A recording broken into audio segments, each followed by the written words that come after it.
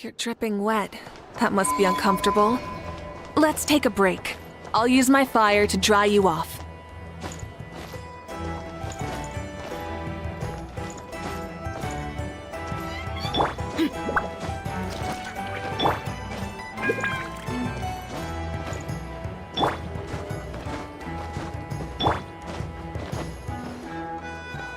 This land holds nothing but promise for adventurers from all walks of life. Would you agree?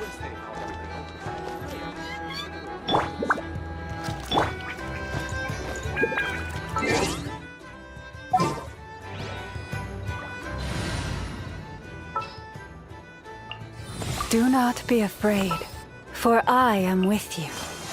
You shall have my company.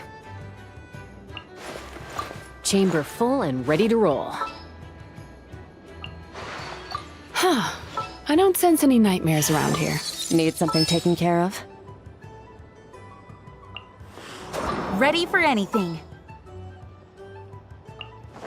What exactly is teamwork? Whatever would you do without me?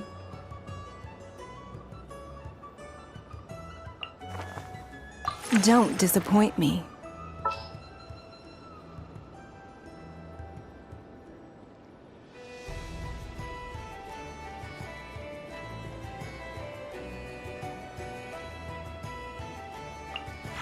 Need a hand? What shall we do?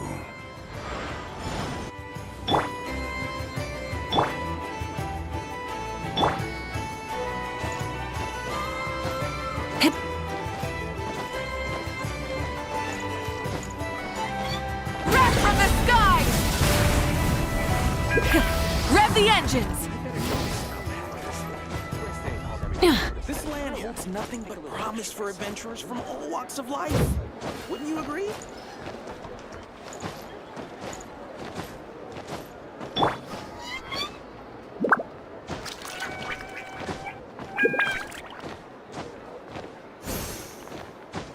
Yep.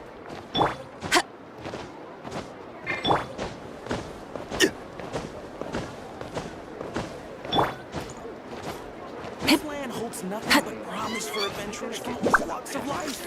Wouldn't you agree?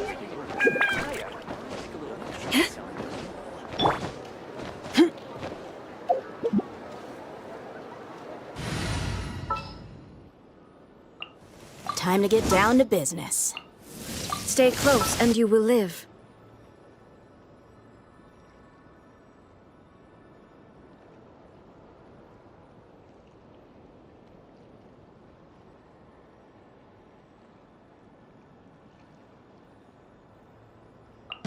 A little extra training?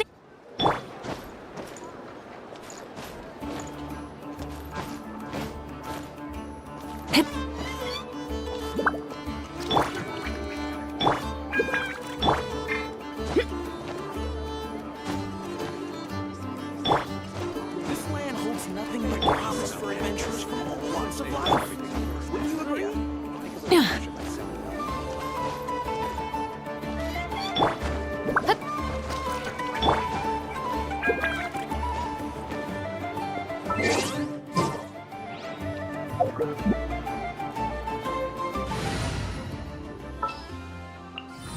Even when dark.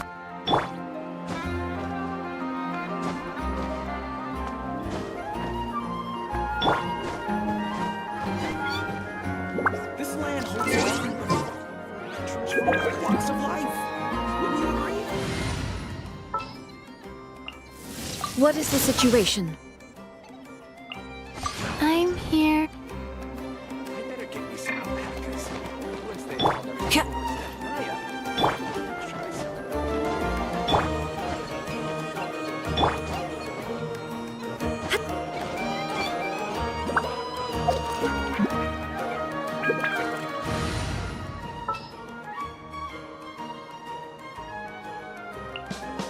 All right, team. This land holds nothing but promise for adventurers from all walks of life. Wouldn't you agree?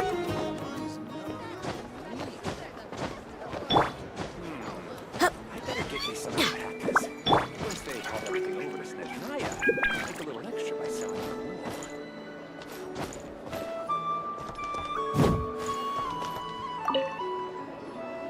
Ah, Traveler, Paimon. It's been a while. As it happens, there is a letter here for you. One moment. Here. A letter? From who? Dear Diary, I'm Krai. I work as a trainee forest ranger under my master, Tainari. I'm also studying at the academia. I've been getting better and better at reading lately. Mr. Al-Haytham says that the written word is a crucial medium for exploring the world and understanding oneself. That's why I decided to start this diary. That said, what should I write about?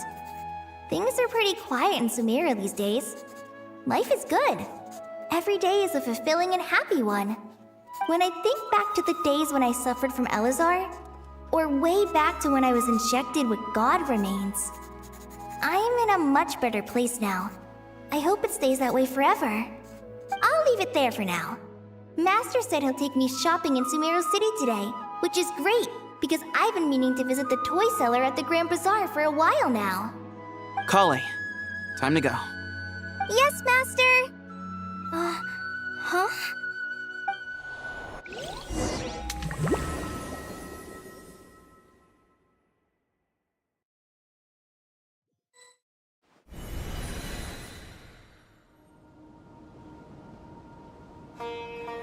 What's wrong, Kale? Is there something on my face? No, sorry. I didn't mean to stare. Did Master Tainari send you to pick me up? Master Tainari? What are you talking about? Tainari is the General Mahamatra. He's probably busy arresting criminals in Sumeru City. I mean, if that's what floats your boat, I can introduce you, but... Wait, Master Tainari is the General Mahamatra? But what about Mr. Sino? Sorry? Oh, you mean that guy who just joined the Vahumana Darshan? Rumor has it he's the leader of the Temple of Silence. If that's true, it's pretty impressive. Sounds like you've been getting to know more and more people since you joined the academia. That's great, but don't let your forest ranger duties fall by the wayside, okay? What's going on? Sethos is acting like he's my master, and Master Tainari has taken over Mr. Sino's job. Is this some kind of prank? If so, it's a weird choice of prank. But anyway, Sethos doesn't look like he's joking. What is this all about? Hey, you're zoning out again. I'm gonna buy some tools for the rangers. Why don't you stretch your legs a bit? It's been a while since you last visited the city, right? Wait! He's right. It has been a while since I last visited Sumeru City. Was it always like this? I mean, it feels familiar, yet somehow... something seems different. Is this really Sumeru City?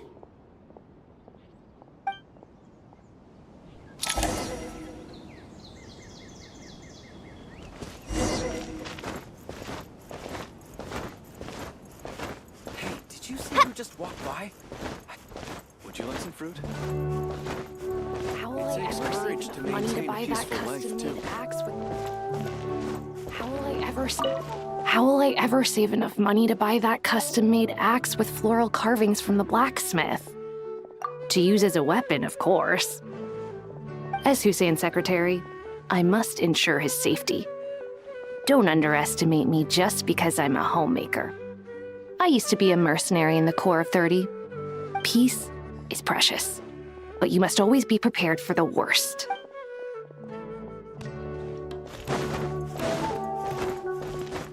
Would you like some fruit? Hey, did you see who just walked by?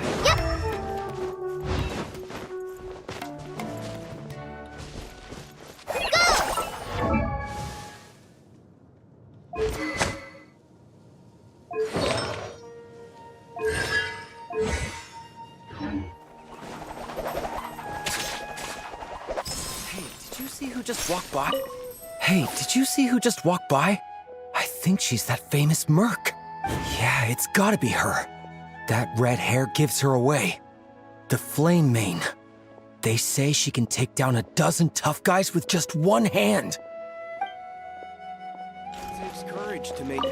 It takes courage to maintain a peaceful life, too. Hello, my name is Hussein.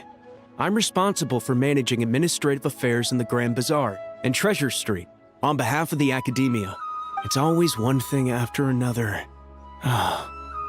If only everyone was as good-natured as the great merchant Kave Bey. Would you like some fruit? Would you like some fruit?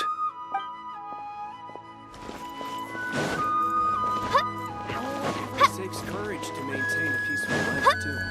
How will I ever save enough money to buy that custom?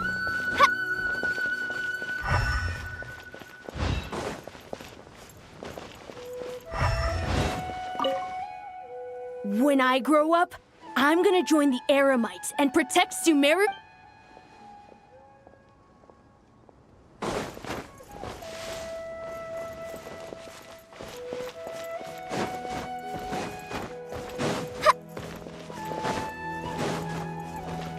It takes courage to maintain. I heard that Sage disappears without a trace as soon as he gets off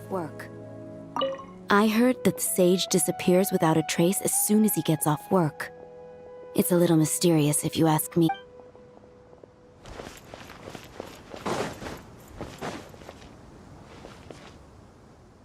Lord Kave Bey, did you get a chance to review this month's accounts?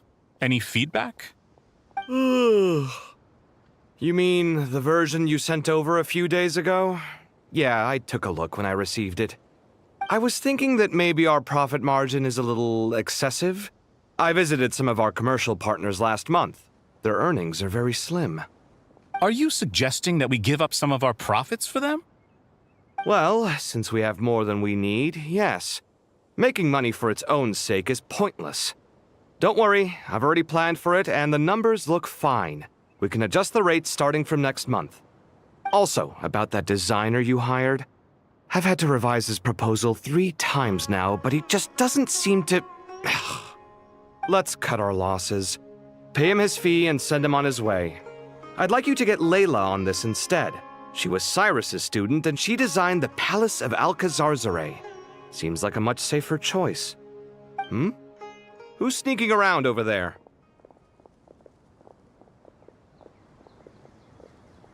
Mr. Kave? Do you recognize this person, sir? Yes, it's all right. We've met. This is Kale, Sethos' trainee. He brought her along the last time I went for drinks with him. What brings you to the city, Kale? Is your master here too? No, this is all wrong! Why is Mr. Kave saying that too? Tainari is my master, not Sethos. This can't be real. I have to ask someone else. There's gotta be someone else out there who still remembers the truth. Hey, wait! Don't run off! How strange. What's gotten into her today? It's like everyone switched places. I guess I'll keep looking around. Remember a while back when I was working on a renovation plan for the House of Dana? Well, I submitted a report to the Grand Sage and he rejected it. It's infuriating! How does someone with no sense of aesthetics whatsoever even become the Grand Sage? Please, calm down, Lord Kave. Maybe it's for the best that the proposal wasn't approved. Weren't you planning on paying for the renovations out of your own pocket?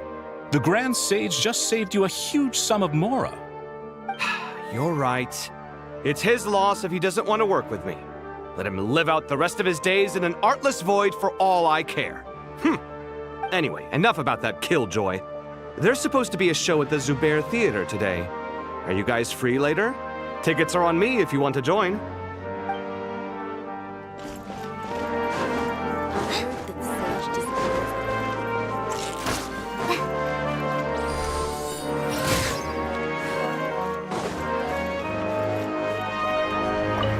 Grand Sage always used to disappear the moment he got off work, but recently, for whatever reason, we asked him if there was anything unusual going on, but he answered us with a question of his own. Don't you find it strange that someone with my personality would willingly accept the position of Sage?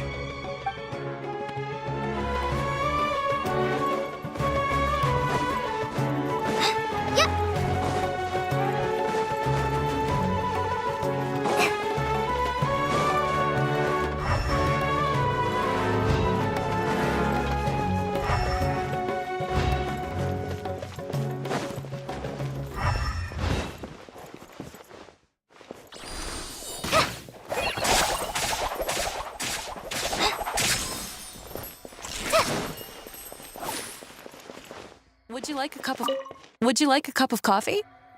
The store's been pretty busy lately. Lots of customers have been feeding Ashru, who watches over the shop, and now Ashru's put on quite a lot of weight. Maybe I should put up a sign saying, "Please don't feed the cat."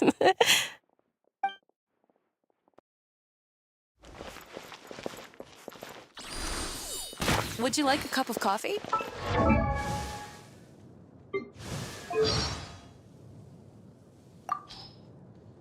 Why does Ashru sit up on the counter? To welcome our clients, of course. A kitty's gotta earn his kibble somehow.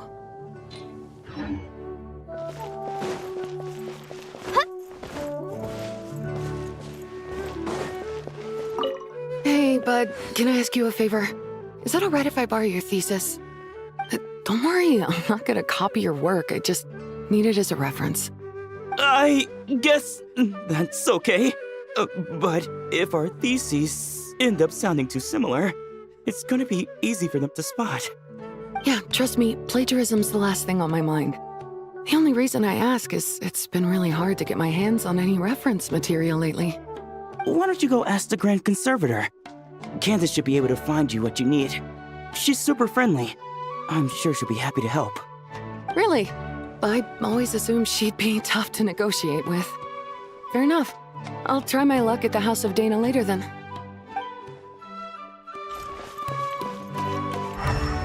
Would you like a cup of coffee? Students are under so much pressure these days. Students are under so much pressure these days. Sometimes I just want to write their papers for them. Peculiar papers come to me for review every day. I really wish they were able to relax once in a while and not be constantly plagued by academic conundrums. It doesn't do a person any good to spend too long down the rabbit hole.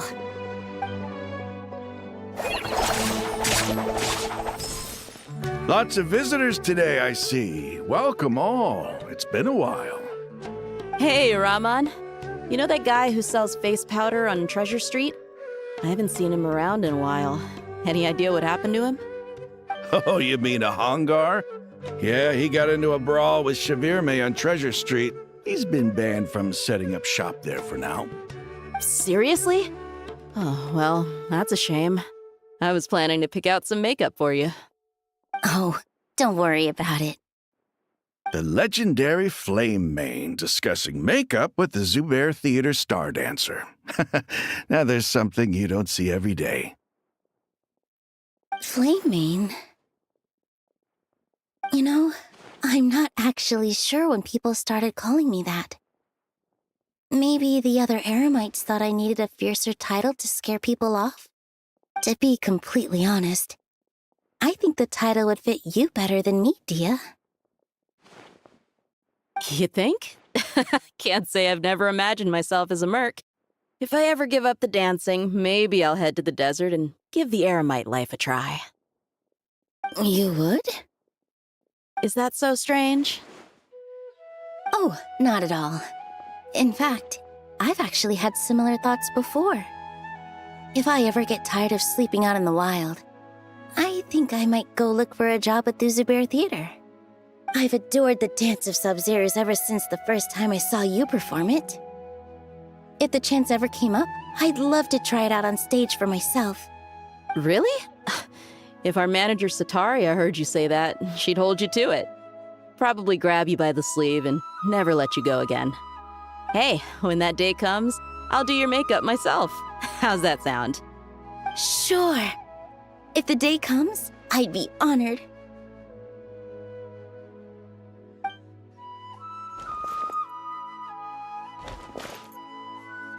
Everyone I know, everything I've ever known.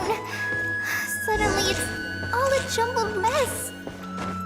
The question is, who's right? Them or me? Oh, my head feels so heavy. I can't think straight.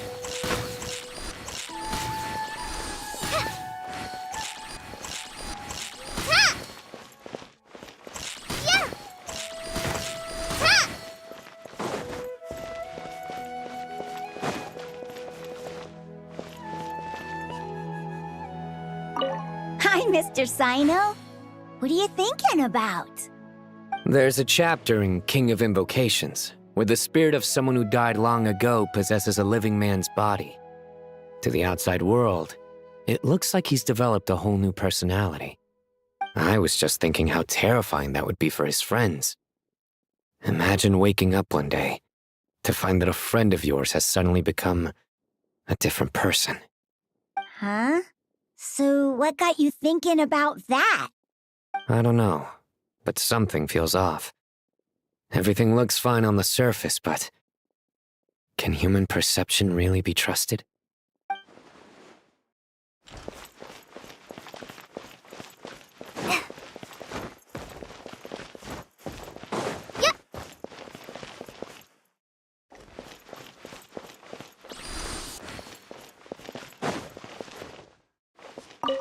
All right, not a single Mora short. That covers you for this month's rent. What a relief. I was worried the design fees I received this month wouldn't be enough.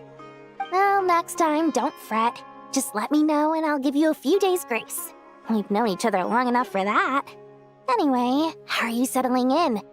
I couldn't help but notice that you're staying up late quite often. Yeah, I can't explain it. I just feel more inspired at night. Once I get in the zone, I can race through a whole bunch of drafts, no problem. But what about you? I keep hearing you sighing these days. Is everything okay? Well, it's just... Don't you think this house is a little small? I guess I should be used to it after living here for so many years. But for some reason, I've been feeling claustrophobic recently. I want to move somewhere bigger. Once I've made enough Mora, I'm gonna buy a huge new house. As big as... at least as big as the Palace of Alcazarzaray. That sounds really expensive. True. I'll never be able to afford it on a scribe's salary alone. I need to find another way.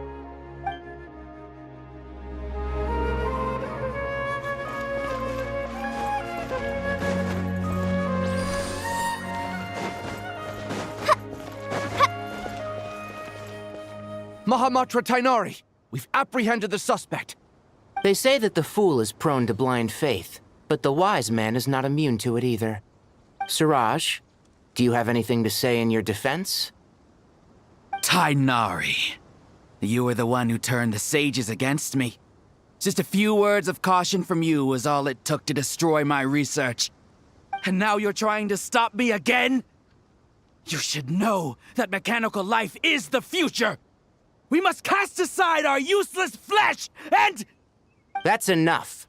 I'm not in the mood to listen to your lunacy. Anyone could tell you how amateur your work is. Karina, Ilias, put him somewhere safely out of the way. Yes, sir. Next on the agenda is... Master? What is it? Wait, did Professor Zahahati send you? She's been encouraging me to take on an apprentice.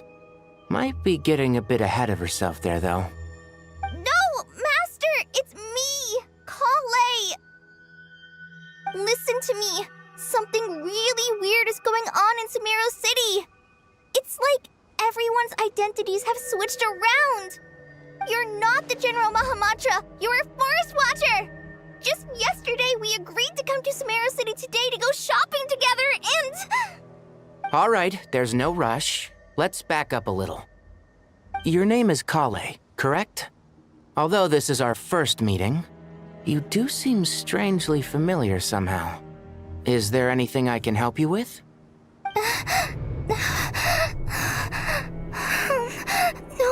No.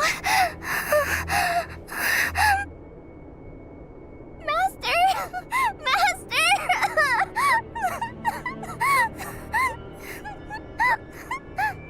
What is it?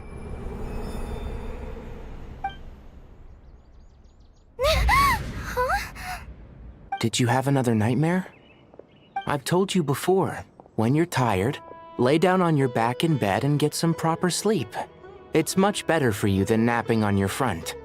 Poor posture obstructs your breathing, which can lead to all sorts of weird dreams. Now, we're supposed to go shopping in Sumeru City today, remember? Cheer up. I'll take you to Hushang's. I heard he's got some new toys in stock. Go wash your face, take some deep breaths, and when you're ready, we'll head out. Okay. Thanks, Master Tainari. So it was just a dream. And yet, dreams can sometimes be a warning of things that will soon come to pass. Who said that? That dream felt unusually real, didn't it? Here's my suggestion. Since you're heading into Sumeru City anyway, you may as well tell Lesser Lord Kusanali about everything that happened. And just to be on the safe side, I think you should also inform your 2 traveler friends who once helped save Sumeru. I'd write them a letter if I were you. Time is short. A storm is coming from beyond the bounds of fate.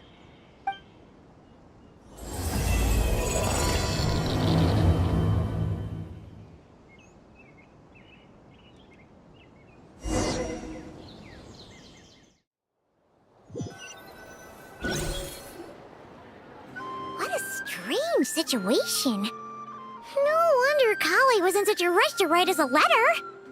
Imagine waking up one day to find that everything around you has changed. You might not even recognize Paimon anymore. Oh, that's a scary thought. Let's get to Sumeru and find out what the heck is going on.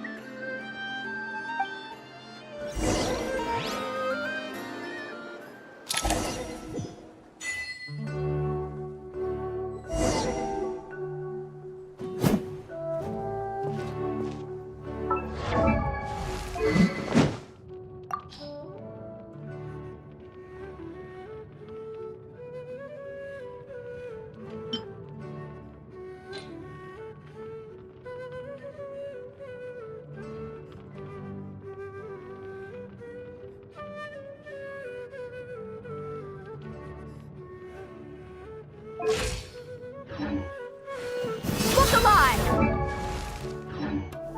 Hi!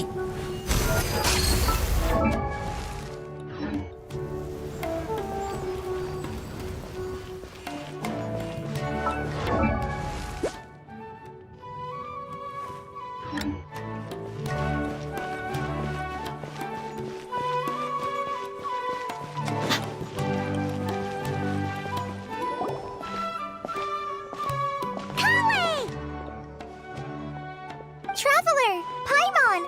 Thank goodness. I'm so glad you made it. Of course! We won't let anything happen to you, Kale. So, what's going on in Sumeru City? Looks like lots of people are moving or something. Yeah, I was just gonna say. After I wrote my letter, Master and I went to Sumeru City and told the Dendro Archon everything that I experienced, from start to finish. She was silent at first. It seemed like she was deep in thought. Then the next day, we got told that she was ordering everyone to leave Sumeru City immediately and move to Caravan Rebot. The entire population of the city has to move? Not just Sumeru City. The evacuation also includes Lokapala Jungle, Avidia Forest, Ashavan Realm, and Ardravi Valley. Basically, everyone living in the rainforest must temporarily relocate to Caravan Rebot. Holy smokes! Yes, it's quite an operation. Even if people only bring the bare essentials, the scale is simply enormous. They've requisitioned almost all the Sumpter Beasts in Sumeru for the task, including the entirety of Dory's Sumpter Beast Park.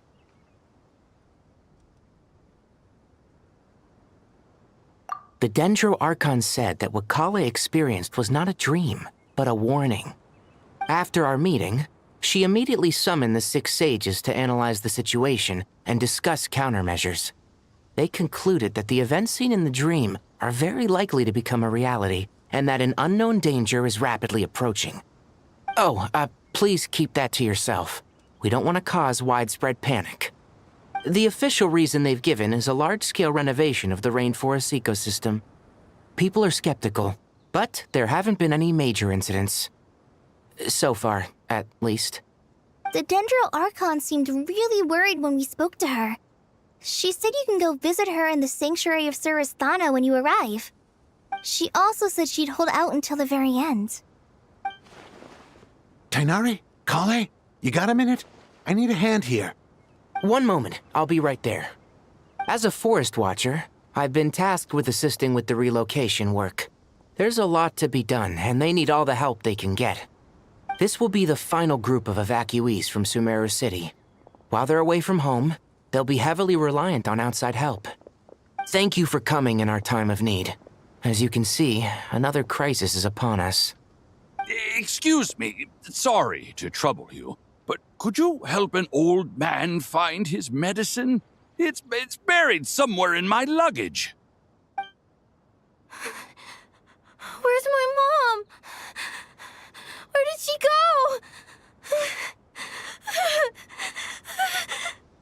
go? Don't worry. It'll be okay. Those items are worth a small fortune. Make sure you store them somewhere safe. You understand? I bet you thought you'd get away with this in the chaos, huh? Guess again. No petty thief gets past me.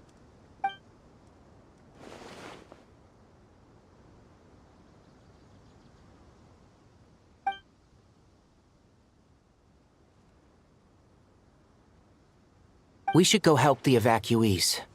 See you around. I'm so glad that you believed me and came all this way to help. It means a lot. Please stay safe.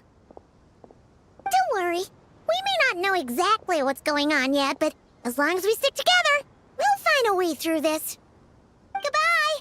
Look after yourselves! Will do. See ya!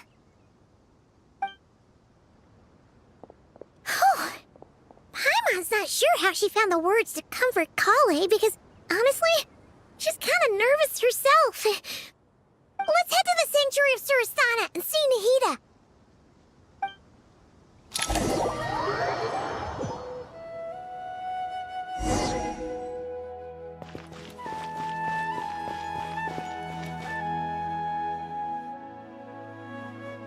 Who goes there? No unauthorized access to this place. By order of Mahamatra Sino. Are you blind? It's the Traveler and Paimon. Surely you've seen them before. Huh? Oh, so it is. I'm sorry, I haven't been sleeping well lately. My nerves are a little frayed. The Dendro Archon is in a very vulnerable state at the moment. Mahamatra Sino is concerned that our enemies might choose this moment to strike, so he's ordered us to strengthen our defenses. Just seeing you two again already puts our minds at ease. Please, enter. I'm sure everyone's expecting you.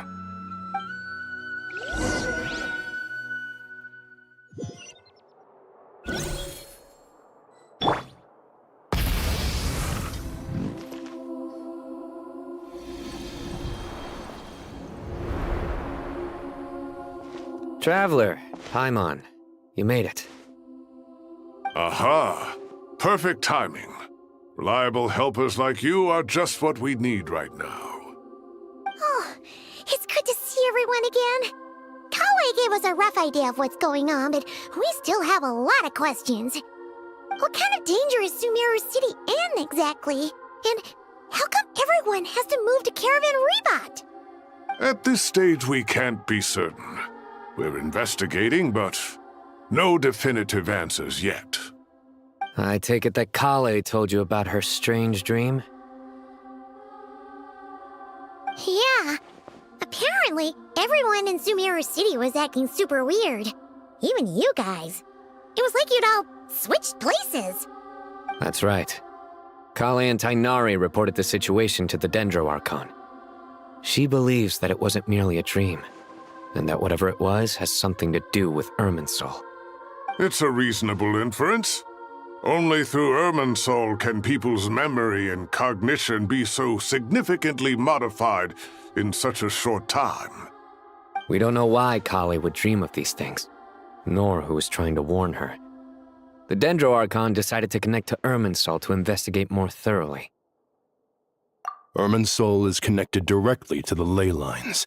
The tree serves as a central hub where the ley lines converge, and its core function is to record and store the world's knowledge and memories. But something has gone awry, severely compromising the performance of this core function. Information is bottlenecking inside Irminsul, hampering the ley line's flow. If this continues, new information will languish unrecorded, with existing records thrown into disarray. In short, the souls of the dead will be stranded, while the living have their sense of reality warped. In the long run, Kale's dream could well become a reality. And that's just the beginning. There's no telling what other nightmares could end up coming true.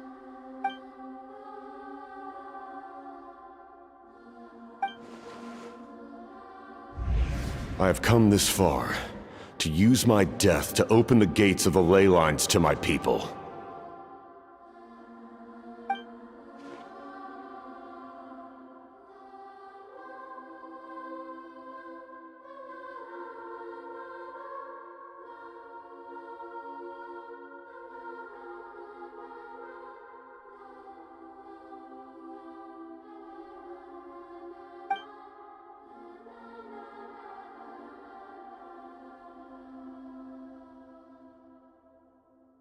Faced with a growing backlog of information, the Dendro Archon decided to connect herself directly to Irminsul and take over the recording and processing function herself.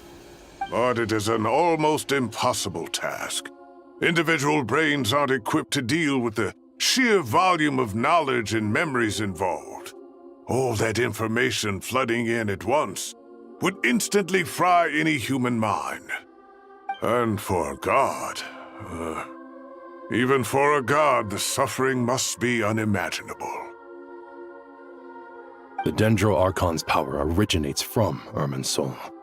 Any issue with the tree itself takes a toll on her to begin with. On top of that, she's subjecting herself to the grueling task of processing all that data. It must be torture for her. And despite all of this, she is somehow finding the strength to investigate the Irminsul situation from within and send us her findings. I finished analyzing the latest data. Looks like our working theory was wrong. There's no signs of Irminsul having been attacked from the outside.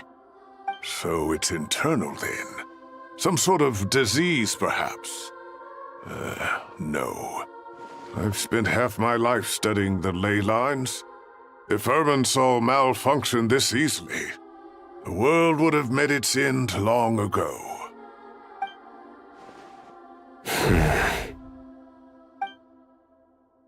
Sino? What is it?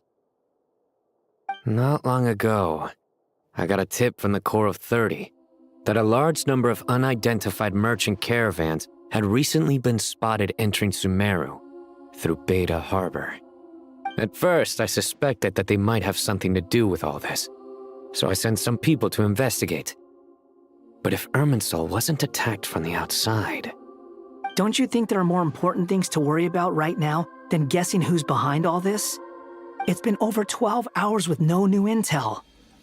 If even the Keeper of Irminsul is this badly affected, you can imagine how bad things are in there.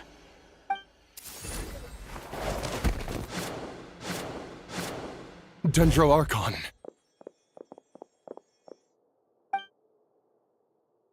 Nahida! What's wrong? Her breathing is weak, and her elemental energy levels are dangerously low. Looks like it's time to move to the backup plan. What's the backup plan? Get out of the city and take the Dendro Archon with us. The entrance to Irminsul is directly beneath the sanctuary of Surasthana. That means this is ground zero if anything goes wrong. The Dendro Archon has a very strong connection to Irminsul. But theoretically, this connection should grow weaker with distance. Under normal circumstances, she can unleash her full power here. But with Irminsul out of control, our first priority is to get her away from here. The situation is critical. There's no time to deliberate. Everyone in agreement? I'll deal with it. I'll also let the Matra and the Core of 30 know to start evacuating.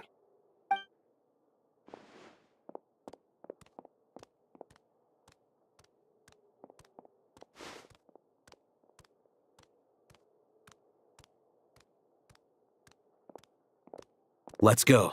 No sense grieving when there's nothing more we can do. Agreed. We'll be back as soon as this is over.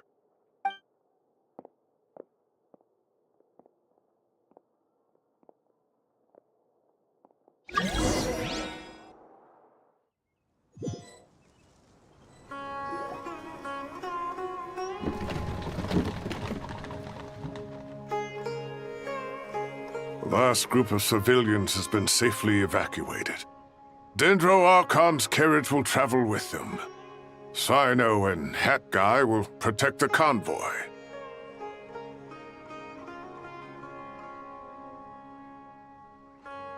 With the Dendro Archon in a coma, we've lost our means of investigating the situation.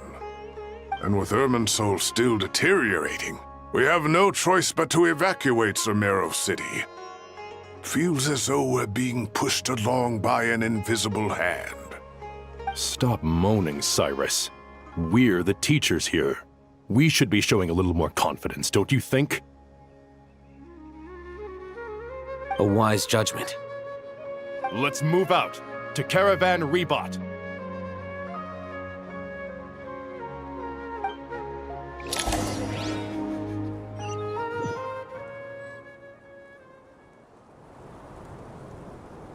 Sir, all units are in position. Good. Everything is going to plan. Interfering with Sumeru City is a necessary step, so do not hesitate. The Irminsul situation will not harm you. We need to speed things up here, too. We don't want to keep our client waiting, do we? No, sir. You have my word. Everything will be completed on schedule. They say that fervent ambition attracts the favor of the gods, and with it, a vision. But we appear to be the exception. So, is our ambition not strong enough? Or does it threaten the very foundations of this world?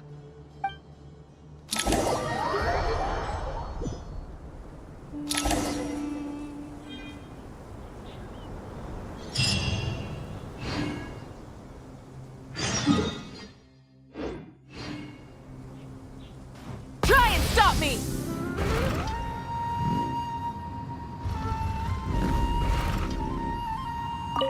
So, can I assume that this period of time away won't count as part of the rental period? Maybe we should deduct it from next month's pay? Sure. Great! Wait, why are you suddenly being so reasonable? What's the catch? I'm always reasonable with rental payments. Like the time I refused to let you use that wine you brought home as collateral. That was a perfectly fair request, and you know it! Everyone runs low on funds now and then, don't they? And that bottle of wine wasn't cheap. You ought to be thanking me. Anyway, Sumeru City should be empty by now, right? With no one at home, I've been worried about security. I'm worried about burglars. What would they steal? That new scroll you bought? Ah! I'd almost forgotten about that.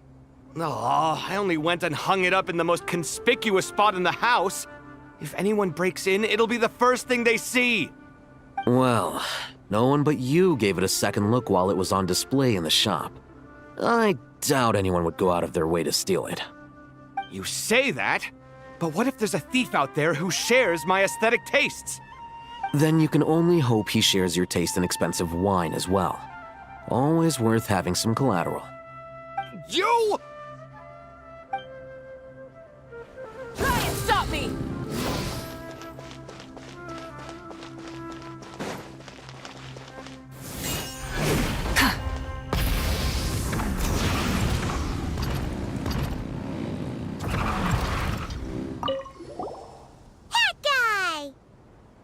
What? Nothing. You just looked like you were lost in thought there. Do you have any ideas about what's going on? From what I know about Irminsul, the system doesn't break down that easily. I don't have the faintest idea who could have done this. Actually, one name did cross my mind. But, he's already dead.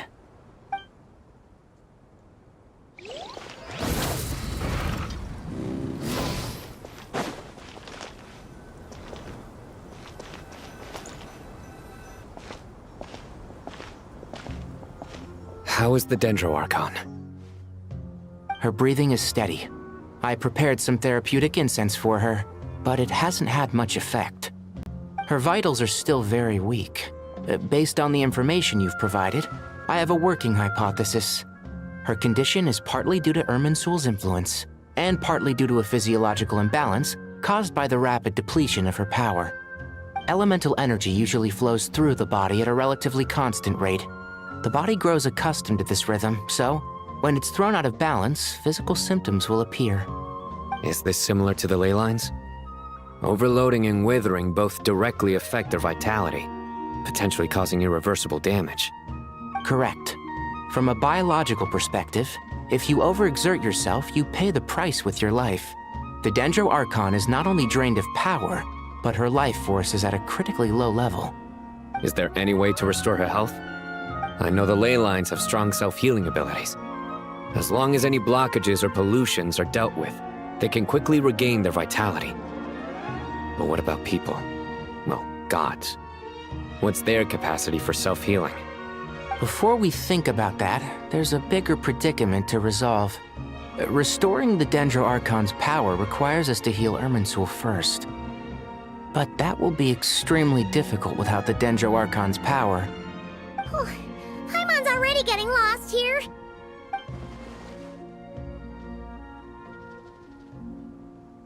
Master Tighnari and Cyno look so serious. I've not heard Master speak in this tone for a long time. Tighnari.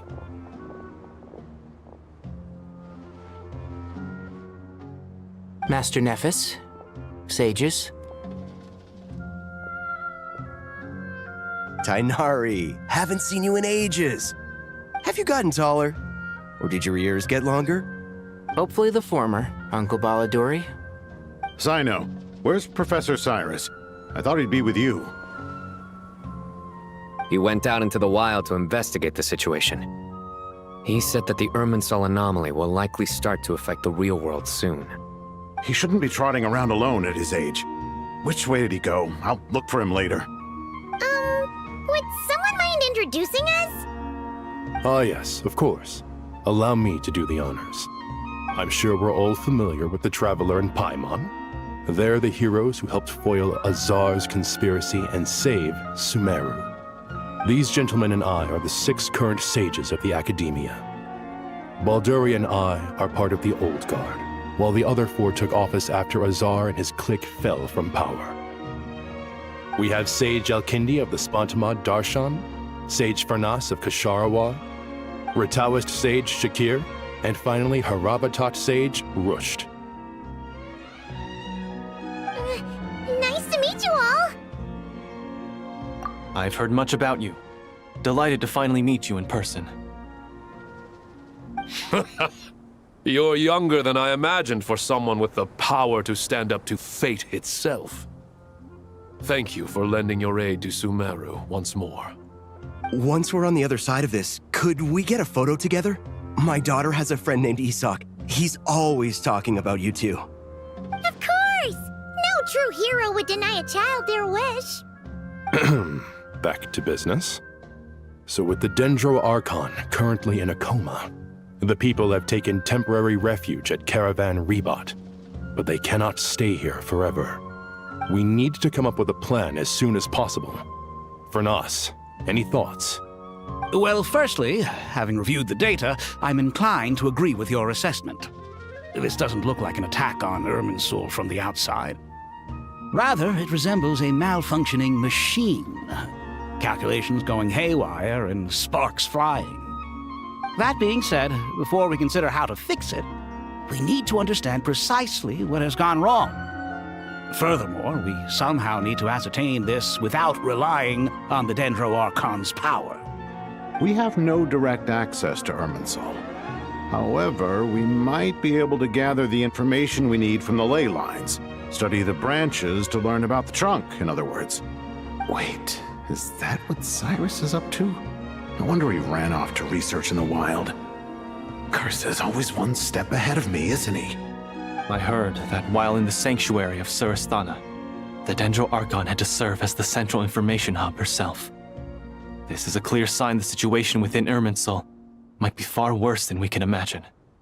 Irminsul is vital not just to the safety of Sumeru, but to all of Teyvat. We must be the ones to bear responsibility for this world. To be on the safe side, I think we need to consider some backup plans. Are you saying we should consider a scenario in which Irminsul is completely destroyed? I'm merely pointing out that the possibility exists. You have a valid point. But until worst comes to worst, I believe we should focus our efforts on resolving the Irminsul anomaly and helping it recover. Kale, I understand that you were the first to foresee this crisis. If it's all right, I'd like to talk with you about it in more detail. Of course! But even I don't know how I came to have that dream. If there are no signs of external damage, could it be a stress fracture? Metals tend to suffer from this issue with long-term use, and Irminsul has existed for centuries, after all. It's possible, but surely a stress fracture would be more likely to cause a complete shutdown rather than chaos. Sages, General Mahamatra, sorry to interrupt, but something has come up. What happened? Some citizens didn't believe that Sumeru City was really in any danger. They slipped away and hid during the relocation, intending to return home. How many people are we talking? About a dozen. Sakura found them while on patrol, but they appeared to be suffering from psychosis. For whatever reason, they were trying to kill each other. By the time we arrived, there were only 2 survivors. One was unconscious from their injuries. The other tried to attack us, but was subdued. Where did this happen? Near Yasna Monument. That's not far from Caravan Rebot. Master. I know. The Irminsul anomaly is beginning to have effects in the world. I didn't expect it to spread to Yasna Monument so soon. It almost feels like we're being chased relentlessly, with no time to catch our breath. Sir Cyrus said the same thing. He sent me back to report in, while he continues investigating. I'll go join him. Count me in too. Don't let my age fool you, I can still fend for myself. Very well. Meanwhile, the rest of us will continue discussing our next steps. Get back soon. Take care of yourselves. It's getting dangerous out there.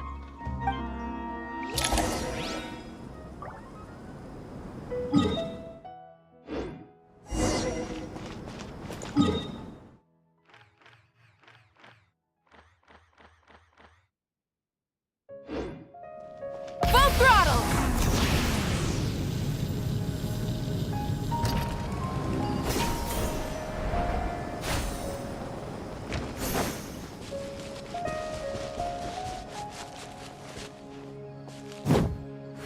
Try and stop me!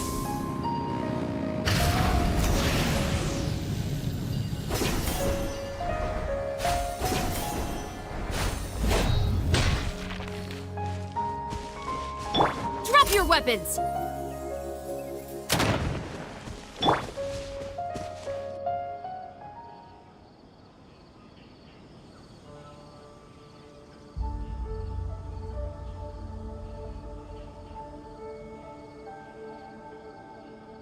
Please, don't go any further. As you get closer to Sumeru City, there's no knowing what dangers you might encounter. So this is our mentally disturbed man? I'm going to gut you all!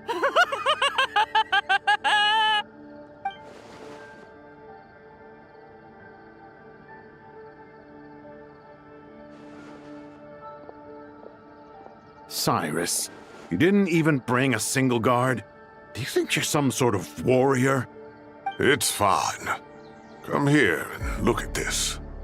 Oh, it's... That's right. Flowers that bloom from openings in the ley lines, indicating some sort of anomaly. I don't believe I've ever seen a color like this before. Did you discover it nearby? Not just here. Way over there, too. They're everywhere. There's even more in that direction. How did you ascertain the situation further ahead? Didn't you just say that we can't go beyond this point? Yes. This area is relatively safe so far, but if you continue forward, delusions will start afflicting your mind. However, some vision-bearing mercenaries were able to maintain their sanity a little better. They're the ones who brought back news from further afield. Sino, do you remember the class I taught on dissecting ley line blossoms? I do, Professor. I received full marks in that course. Good. After all these years, it's time to put that knowledge into practice. There must be anomalous information hidden within these blossoms. Alkindi, I'll need your help as well. Been a while since we worked on a project together, hasn't it? Sure has. Well, what are we waiting for? Let's get to work. Anything we can do to help?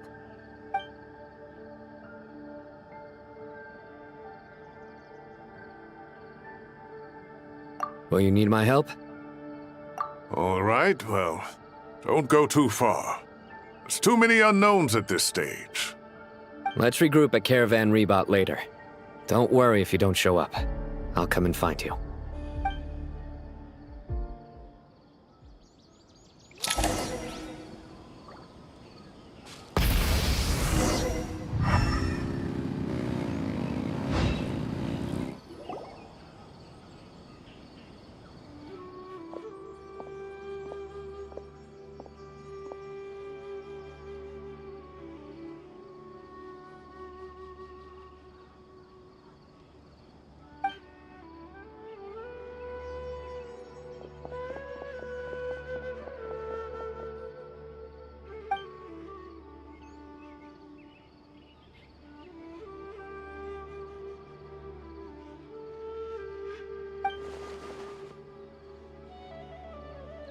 That should be the heart of Oasis. All we need to do is light it with the fire seed, and it'll restore a pep with elemental power. The damage it suffered internally will also slowly begin to heal.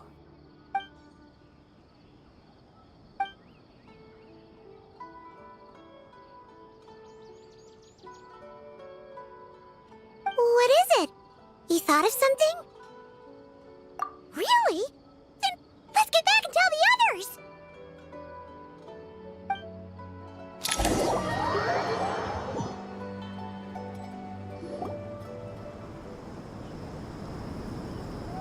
Whew. Glad to see you've returned safe and sound.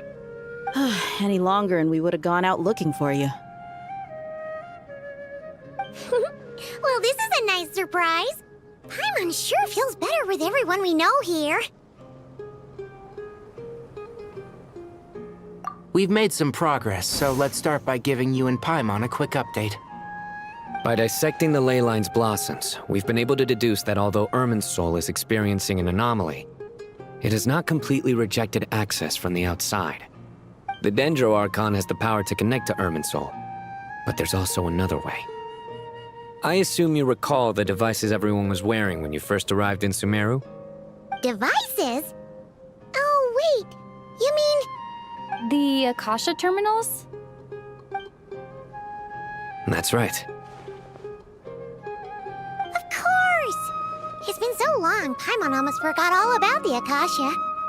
Wasn't it shut down, though? Yes, but although the system isn't currently operational, the technological infrastructure is all still there. And it turns out that a certain someone gets so bored at work that he's actually read through every single one of the instruction manuals.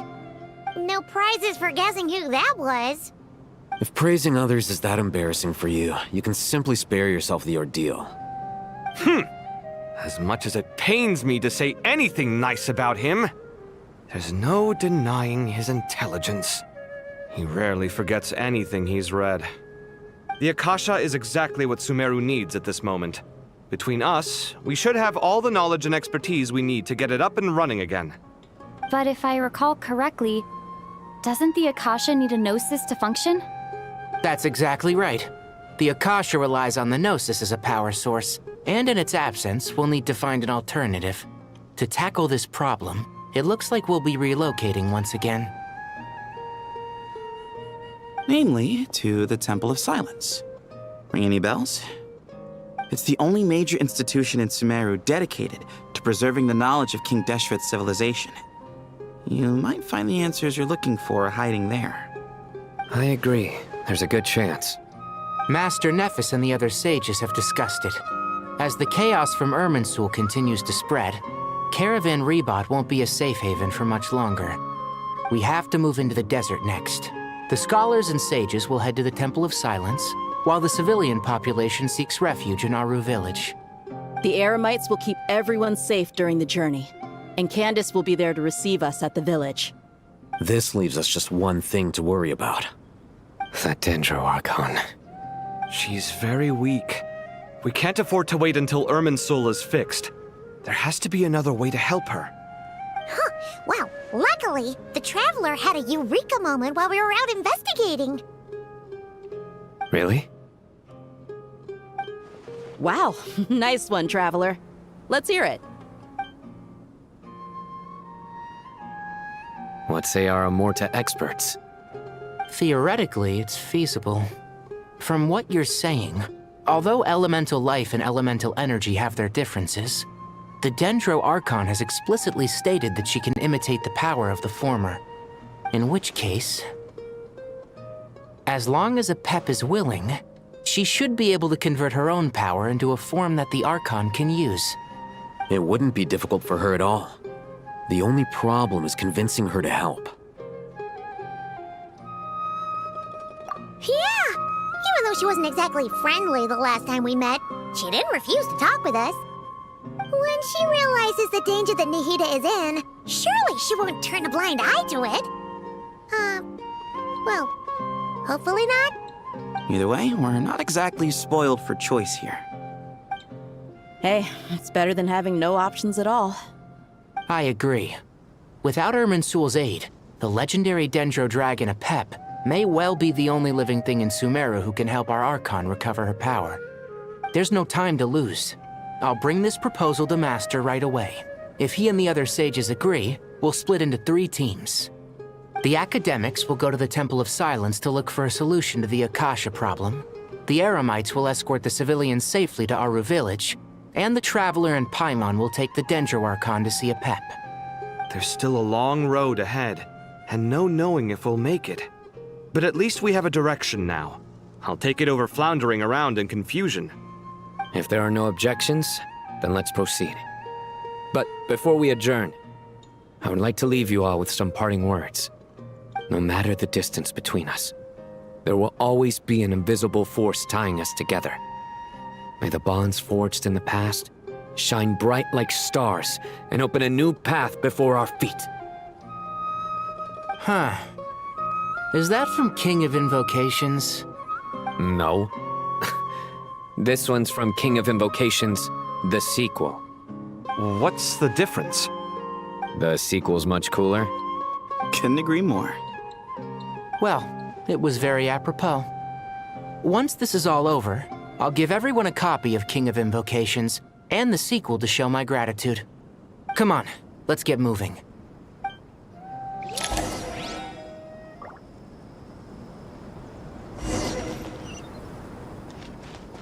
Full throttle!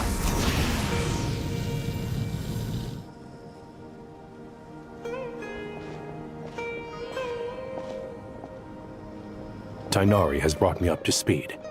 I approve of your plan of action, but we can't proceed with everything right away. The people need to rest. For many of them, this will be their first time in the desert, so we'll need to find additional personnel to help escort them. You two, please go on ahead with the Dendro Archon. Let's rendezvous at the Temple of Silence later. No problem. We got this. Words can't express my gratitude, so let me just say, I hope everything goes smoothly for all of us. Goodbye for now. All right, let's get going. If Paimon remembers correctly, the last time we saw a Pep was in... Traveler, Paimon. Could I borrow you guys for a moment? It'll only take a second. Krai, what's the matter? Well, the thing is, Master Tainari once told me, after you raise a problem, you should think about how to resolve it. But ever since I had that dream, I feel like I haven't been of any help at all. I tried my best to keep up with the conversation, but there was so much new information, I couldn't take it all in. So, I just wanted to ask, do you have any tips for me there? Paimon knows exactly how you feel. But fear not, everything you need to know is right here in Paimon's notes. Sumeru chapter. It's got tons of info about all the things we've seen and heard on our adventures. Some parts are a little simplified, but hopefully it all makes sense. You see? Being the greatest guide in Tibet isn't just a fancy title. It takes a lot of hard work. Paimon doesn't always understand the things you're talking about with other people. Whenever that happens, she notes down the confusing parts and goes over them in her own time. This is perfect. Could I borrow it? Sure. Matter of fact, you can keep it if you want. Paimon has another copy. The spare copy was originally meant for the Traveler. Paimon used to worry that one day she might not need a guide anymore, so she wanted to have a gift for her, in case we ever parted ways. But it doesn't seem so necessary nowadays. We have so many more places to see together. One copy will be enough for both of us. Thank you so much. But still, these are your treasured memories. I think I'll make my own copy and then return the original to you. Anyway, that was all. I won't keep you any longer. Have a safe trip. See you again soon. See ya! Alright, time to bring the Hida to see a Pep. Let's hope that old grouch is in a negotiating mood.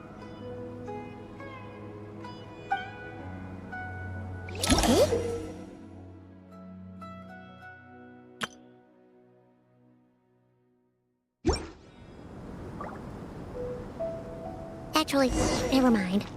In a Pep-sized Nervalet's probably one of those dragons who's grown too close to humankind. They might end up fighting for all we know.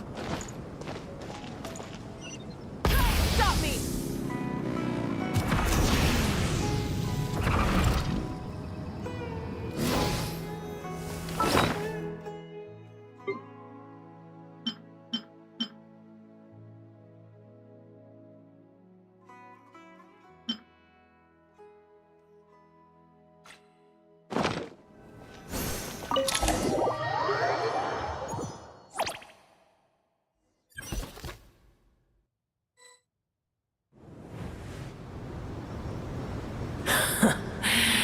I had a feeling your kind might come calling.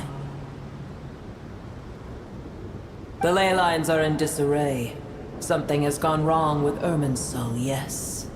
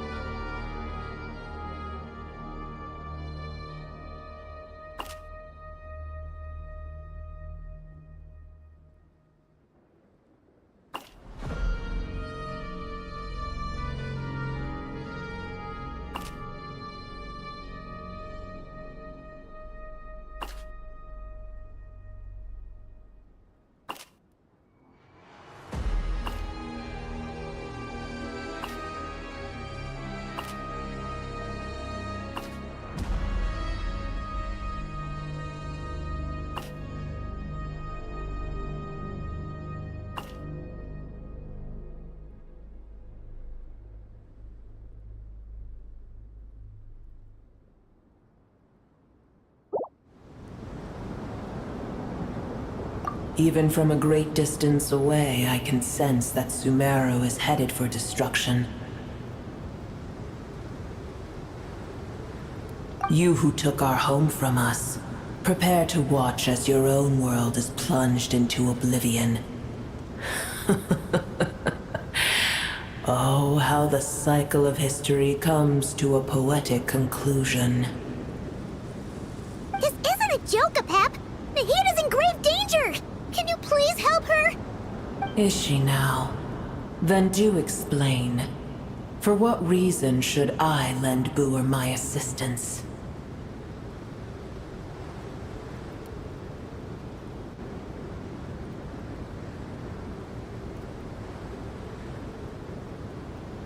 Apep, if you truly despise gods and humans so much, well, after the great humiliation of being helped by a god in the past, shouldn't you be jumping at this chance to balance the scales?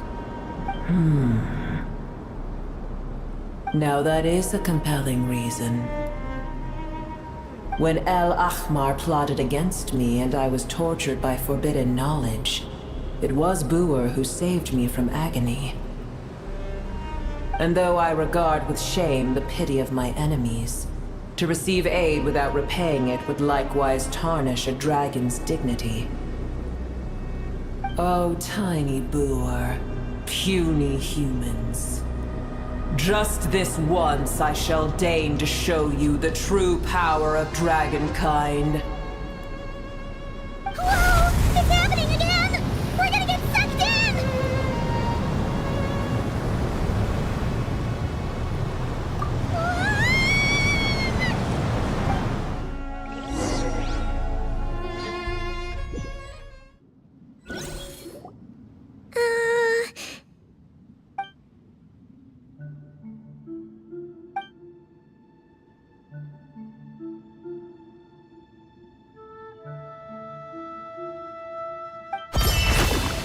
It is done. The heart of Oasis is supplying her with life force as we speak. It shall not be long before she recovers. But I should warn you. Booer's existence is closely intertwined with Irminsul. Unless the issues plaguing it are resolved, she will never completely recover her former strength. Oh, thank you. Spare me your words of gratitude. You may also spare me your feigned concern.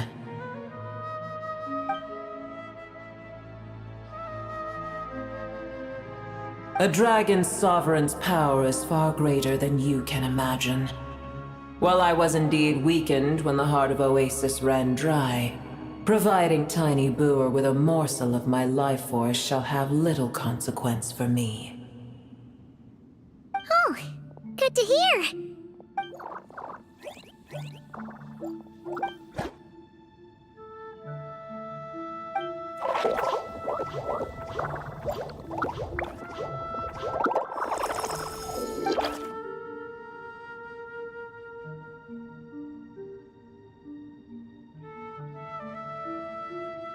Ever held in high favor, I see. Oh, well, you know. The compliment was sincere. Simply accept it.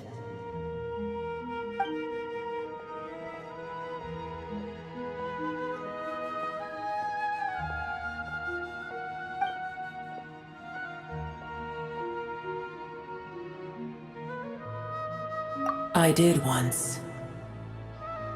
That tree was not planted by the heavenly principles. Irminsul existed before they ever arrived in Tevat. What? There was a time when it belonged to Tevat, to dragonkind. Its appearance and function then differed greatly from today. The ley lines flowed with an abundance of a familiar, primitive form of elemental energy. You may know it as the power of the Light Realm. The heavenly principles usurped and refashioned Irminsul, made it serve humanity, and used it to anchor the fate of the world. Yet in the end, humanity has failed to protect it. Heavenly principles, God of gods. It makes me sick. The enmity between your kind and mine can never be bridged. As things stand today, holding a grudge against you would serve no purpose. But there will come a day when we reclaim this world for ourselves. The opportunity will arise no matter how long we must wait. I can already sense that far away from here, the Hydro Dragon has wrested his authority from the hands of the usurpers. Though we have yet to meet, I know that we are both preparing for our revenge day and night. Uh-huh.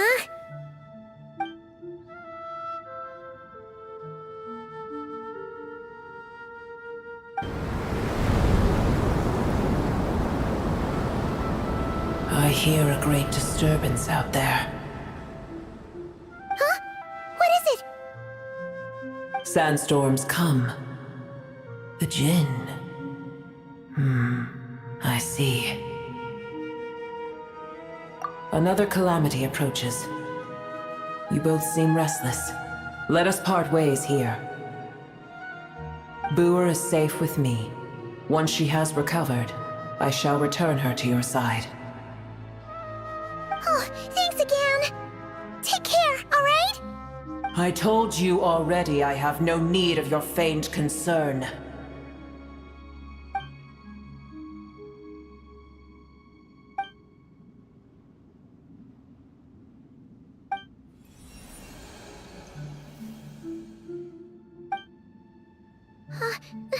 Nahida? You're awake! Are you okay? Cease your interrogation. Yes, she awoke for a brief moment, but she has now lost consciousness again. Take it. We shall talk more at another time.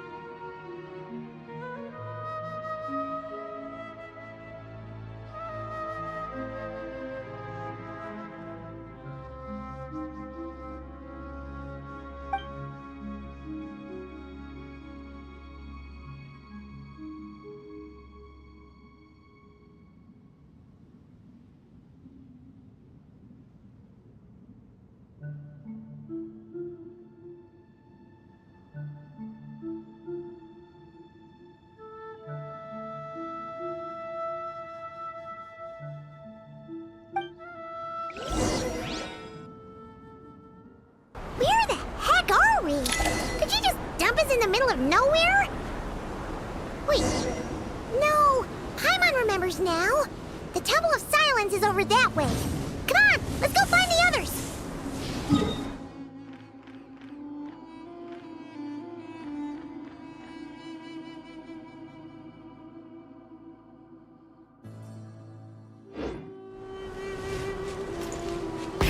Rev the engines!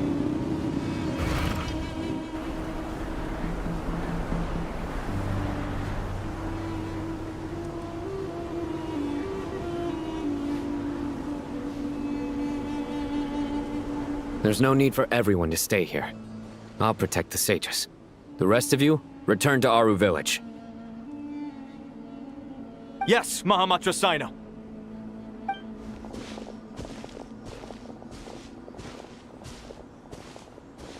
Sino! What's going on? You're back. How is the Dendro Archon?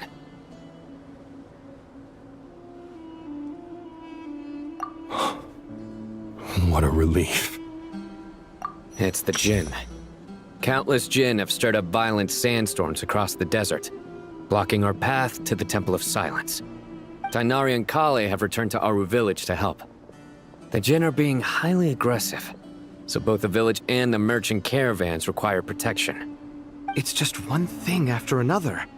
Where did all of them come from, anyway? In all my trips to the desert, I've never seen anything like this before. As I see it, the only possible candidate is Gurabad. Gurabad?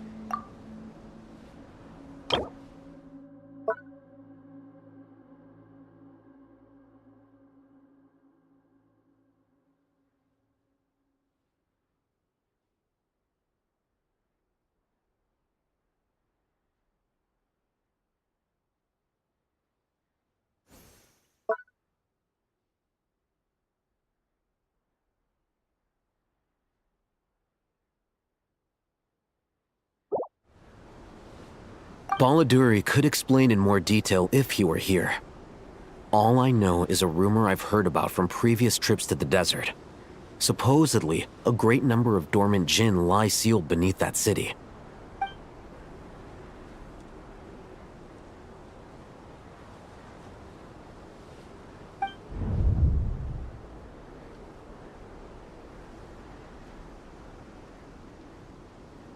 Gurabad is, for me, a fated land.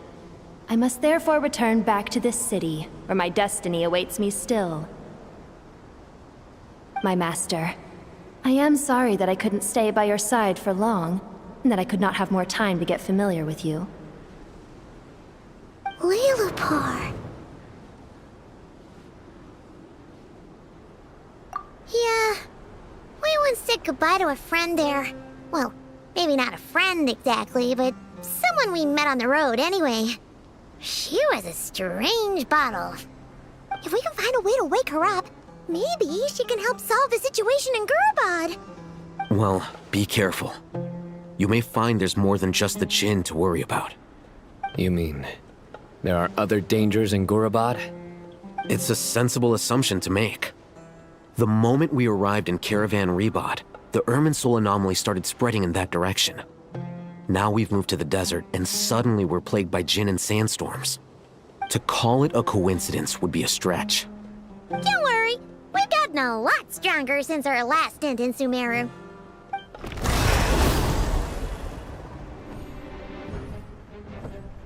Ah! When did they show up?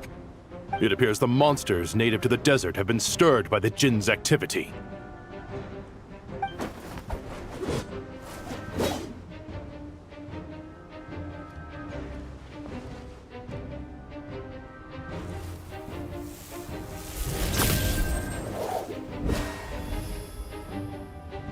You should get going. We'll take care of things here.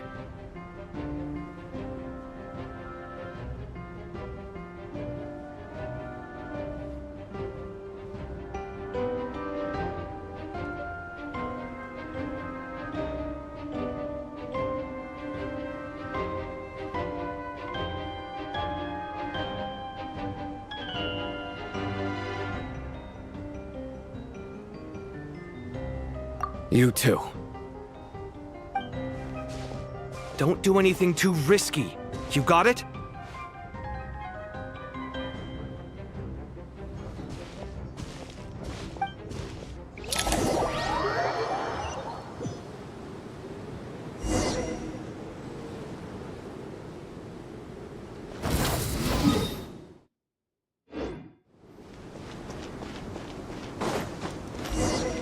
The jinn are swarming out of Gurabad!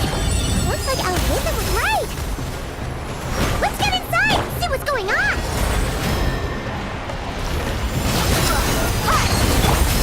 There is no escape! Final warning! Rise with the sun! Ah!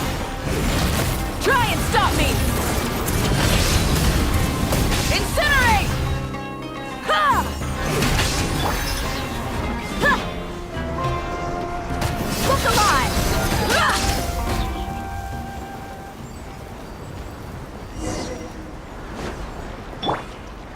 Full throttle! They just keep coming! How many of these things are there? Target spotted! All units at the ready. The Fatui?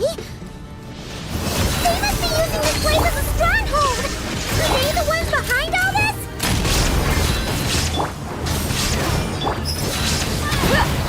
You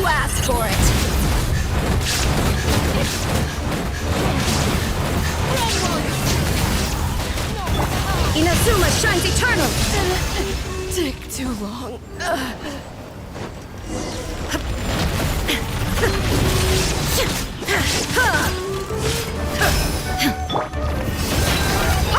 Illusion shattered! Hands where I can see them! Light it up! Fighting Jin with one hand and Fatui with the other? Pure chaos!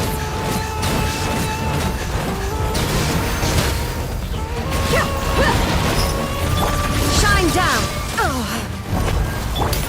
Stop right there! Pyroclastic surge!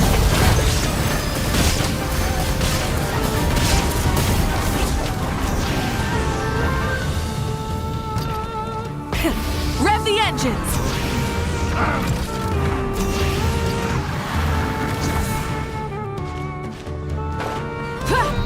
Time for the big one!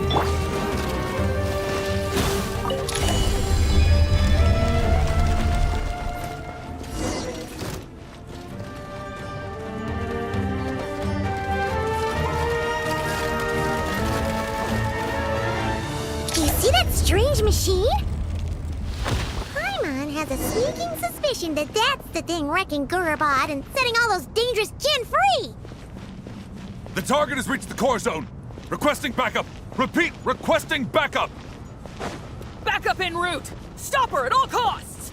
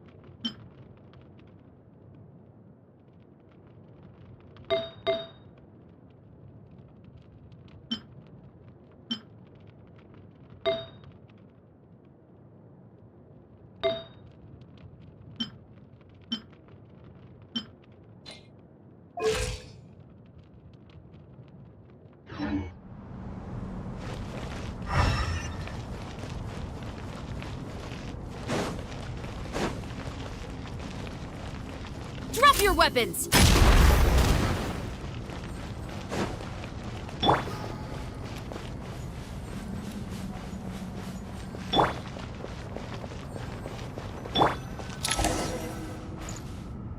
Both throttles! Careful! They're back again! This time. Stop right there! Light of the blazing sun! I'll freeze you to death!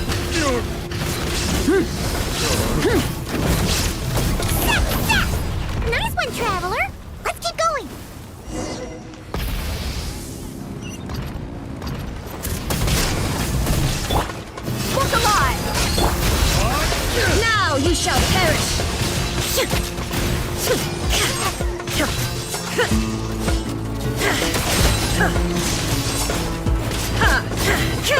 Drop your weapons! There is no escape! Rise with the sun! You asked for it! Buckle up! Alright, here comes the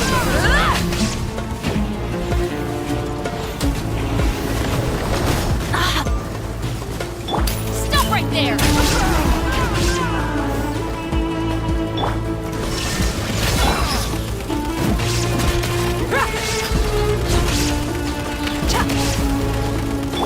Light it up! Full throttle! Incinerate!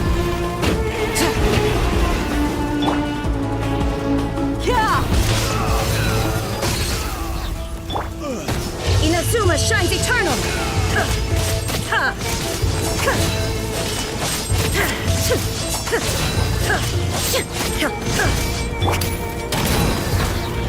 Hands where I can see them!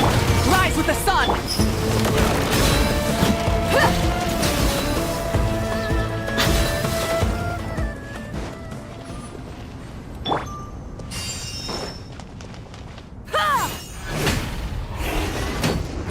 This hunk of junk's gone kaput! Now we can finally... It seems my subordinates failed to stop you in your tracks.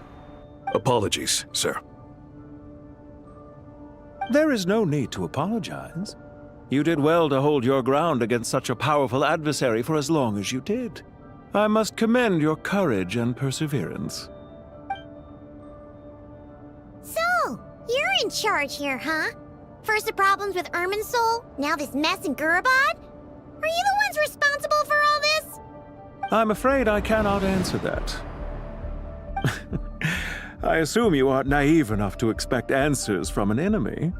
Oh, this guy is so snooty!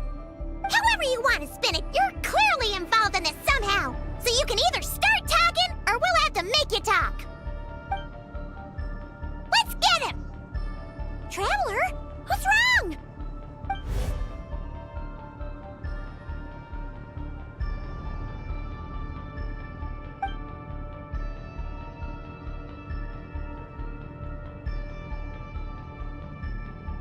You're remarkably calm. Some would act more rashly upon finding the ringleader all alone. But you keep your cool. Even as your enemy, I must applaud you. Did you show yourself just to say that? Is this you trying to take back control of the conversation? Unfortunately, I really don't have anything to say to you. I am here merely to indulge my own curiosity. Your names are well known among the Fatui. Naturally, I wanted to observe you up close while I had the chance. Hey! Don't treat us like we're some kind of exotic animals in a zoo! Oh, I wouldn't dream of it. You seem rather predisposed to misunderstand me. I'm quite aware that you are both heroes of great renown. You have resolved crises in many nations and won countless allies along the way. I've been following your adventures with great admiration. My only regret is that the trajectory of your journey conflicts with our goals. What do you mean, admiration? Sorry, but that sounds pretty weird coming from you. I don't see why. We may happen to occupy opposing sides, but there is no cause for deep-seated enmity between us. To respect one's enemy is to respect oneself. Well, now that you're observing us up close, what do you see? I've observed as keenly as I can. Yet, while I endeavor to understand, your true strength remains a mystery to me. Violence is not my area of expertise either, so, you see, I would much rather converse with you like this than determine a victor with the edge of a blade. Besides, I've heard that even 3 moons in the sky fail to eclipse your brilliance. I know better than to bite off more than I can chew. 3 moons? So, you have a connection with the Harbinger, the Doctor.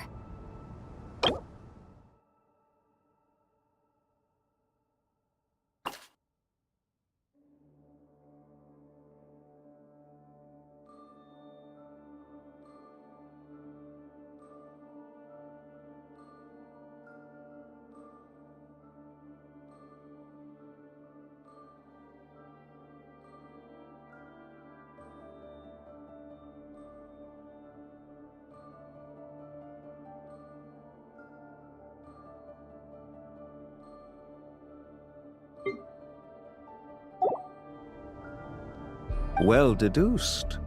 Our commander, Dottore, died in Krai, but there are things that do not end with his departure. We must...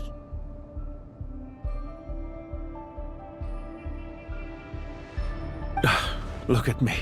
I almost divulged more than I should have. What are you after? Revenge for Dottore? Or are you plotting something else? I've said quite enough, I believe. There's no point in continuing this conversation, except to say, I've noticed that you seem to know your way around here quite well. A repeated visitor to Gurabad, are we? Ugh. I'll take that as a yes. Then I'm sure you'll have heard the story of this place. The mother of the Jinn, Lilupar, and the tragic tale of her vengeance that spanned 3 generations. It was right here that Lilupar once helped the wise to ascend to the throne. But from that moment on, every king who sat upon it was corrupted by power. These degenerate rulers lost control over their nation, and with it, the right to occupy that exalted seat. What are you trying to say? I once admired you for your adventures. That is the earnest truth. But it appears to me that your journey serves ultimately to uphold the rules of this world. Are these rules truly just? Does the heavenly principles rule with wisdom or folly? And how can we be sure that the 7 who wield authority over the world will not be corrupted? Do you seriously think you're gonna convince us of anything? Convince you? I'm sure my commander already tried that. Why would I waste my breath doing the same? If a few words from a stranger were enough to make someone completely change their stance, it would only prove that they never had a firm will to begin with.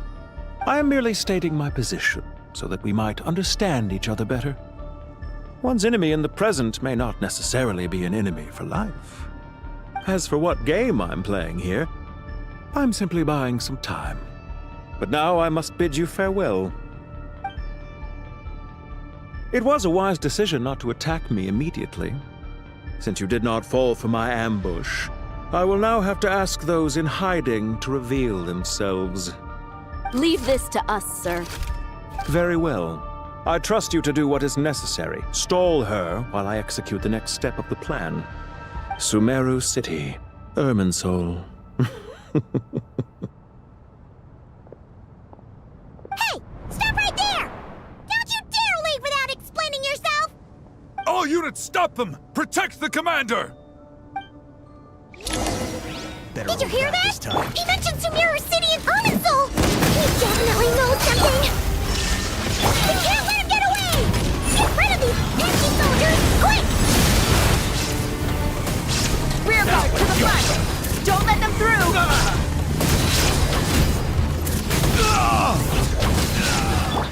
You asked for it! Get that thing in position! No escape! Drop your weapons! Justice will prevent... Burn it down! Torn to oblivion! Hold on! Just a little longer!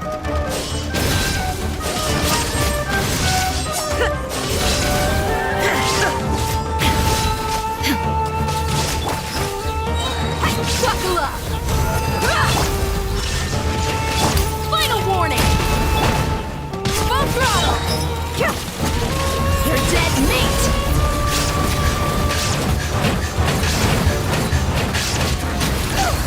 We finally beat them! That mysterious guy can't have gotten far!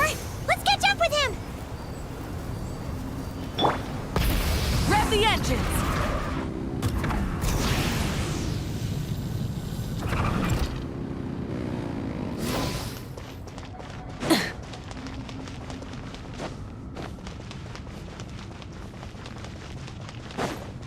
Try and stop me! Found him!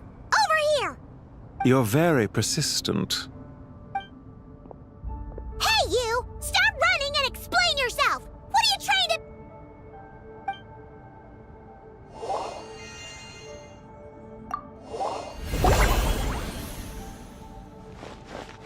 What's this? Relax. A small trap like this won't be enough to hold you. The sandstorms from Gurabad will die down soon enough, but This small window of time was all we needed to launch the next phase of our plan.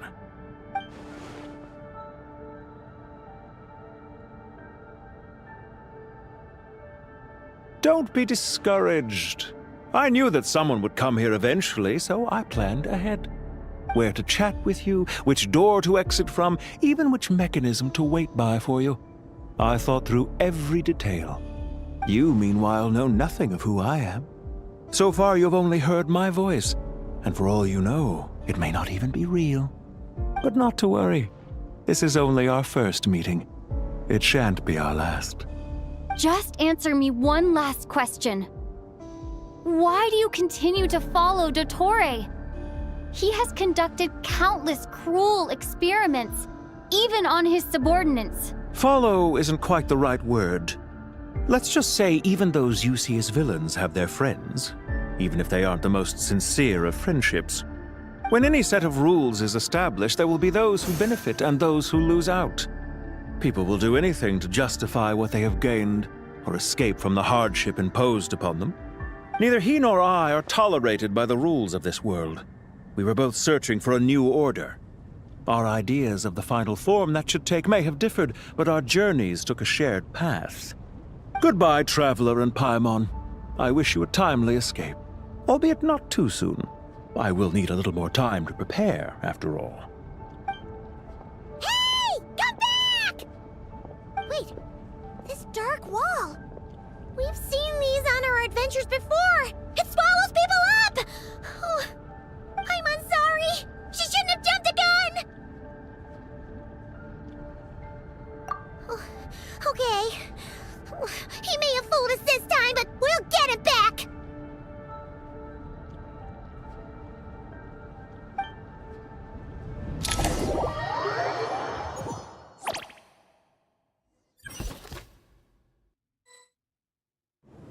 Sino and his team are guarding the north.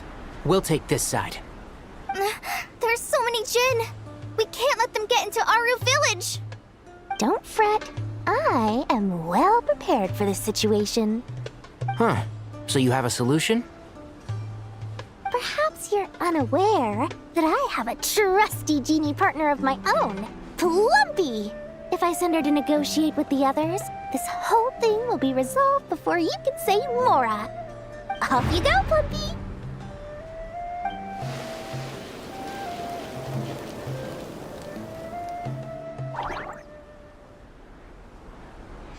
Come on, what's the holdup?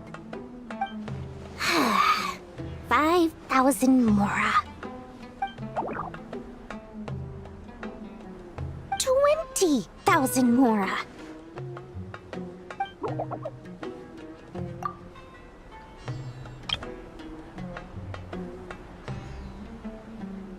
$100,000 Mora. Final offer.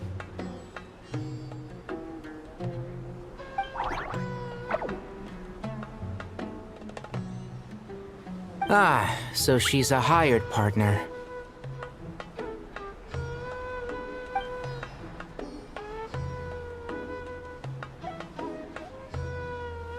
Hired partners are reliable too. Plumpy here is a highly skilled negotiator. You'll see. Just a few words from her and...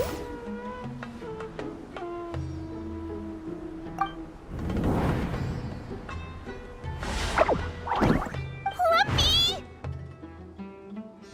Don't you Jin have any respect for the rules? This was supposed to be a negotiation! How dare you treat my messenger like this? You wanna play rough? Two can play at that game!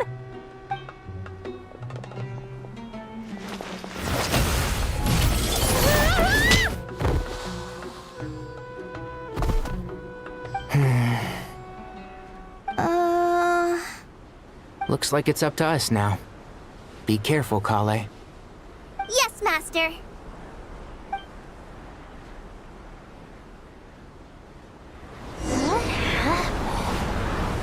How did I pass out? Never mind. Plumpy, it's time for revenge. You know, this This reminds me of when you first arrived in the Cave Forest.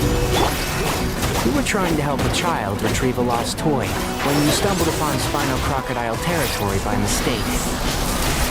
Yeah, I remember. Our first time fighting side by side. Fighting side by side? I seem to recall swooping in to rescue you with a team of forest rangers. Please stop.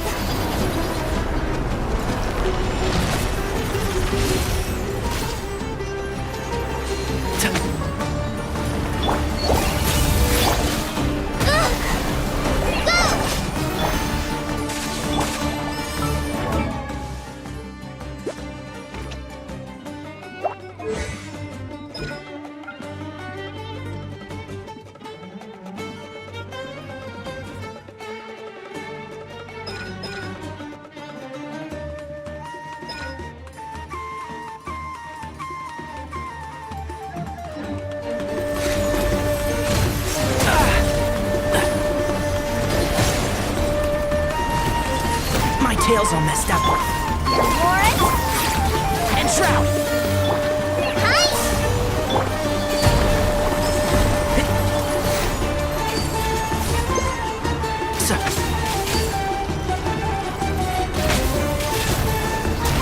One thing after another.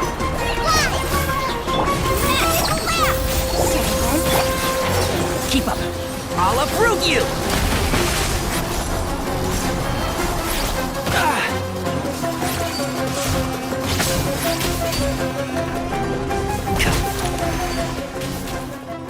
There's too many of them!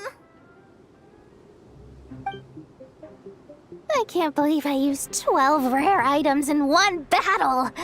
Ugh. I shudder to think how this is going to affect this month's accounts. The sight of that glaring deficit might be more than my poor heart can take. Tainari, how's the situation on your end? We held the line, though it was a close call. But it looks like they're preparing for another attack. Has something happened? They've breached our defenses in the south. The Jinn are pouring in. We're moving the villagers to the north as we speak. We're hemmed in. This is getting precarious. Our margin for error just got a lot smaller. That's why we wanted to confirm your status. We need to consider our next move carefully. Bad news! Another line of defense has been breached. Kale, go with them and assess the situation. Dory and I will hold the line here. But Master! Even with 3 of us, we barely managed to. This is not a discussion, Kale. Don't worry about us. She clearly still has plenty of tricks left up her sleeve. Wait, you can't pin all your hopes on me? Oh, great. I've almost run out of the things I brought with me, and the rest is back at the caravan. I should be able to hold out for a little longer, but still... Master! Need any help? Huh? What is it, Kale? If things continue like this, it won't be long before Aru village is overrun by Jinn, and the sandstorms are sure to follow in their wake. I do have a plan, but I can't guarantee it will work. I don't care. Whoever you are, please just help us. The only one who can help is you. I am merely here to guide you along the correct path. I am a spirit created at the beginning. I am a flickering illusion.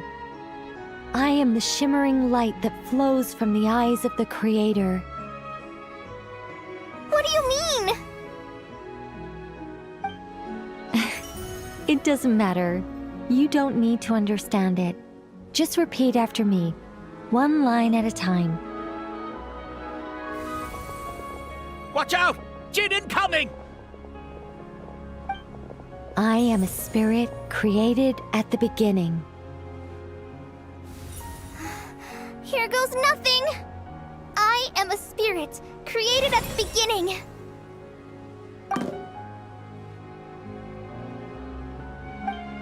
I am a flickering illusion. I am a flickering illusion.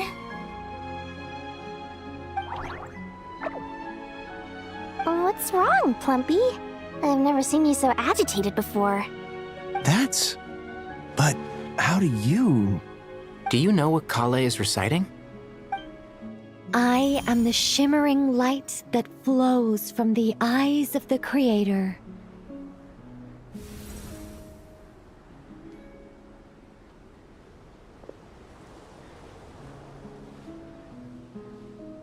I am the shimmering light that flows from the eyes of the Creator!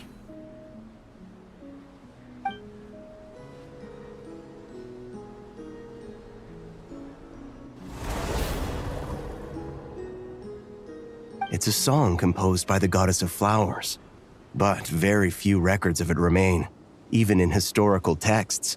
All we have is a few fragments. Is Kale an avid historian? Not to my knowledge. The Jinn have actually quieted down. Although... no, it's more than that. It looks like they're showing... submission. Clearly the songs left by the goddess of flowers have a soothing effect on them. At the very least, they're much calmer now. Really? Let me try. I am a spirit created at the beginning.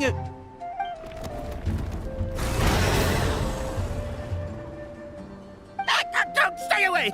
I'll stop. I'll stop. It seems like the song only works when Kale recites it. But why? Kale.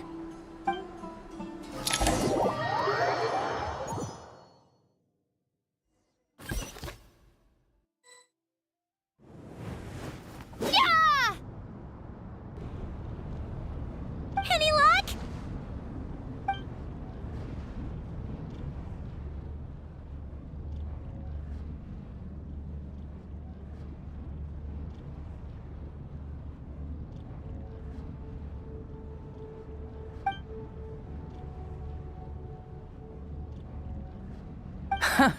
When I heard that loud rumbling in the distance, I thought the shifting sands had bust open the gates to some ancient treasure vault. Turns out it was just you guys. Huh? Wait! That sounds like... It's been a long while. Did you miss me?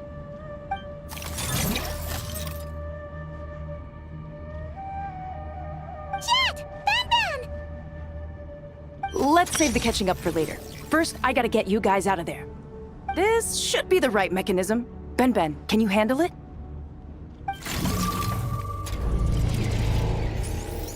There we go. Come on, let's leave this place.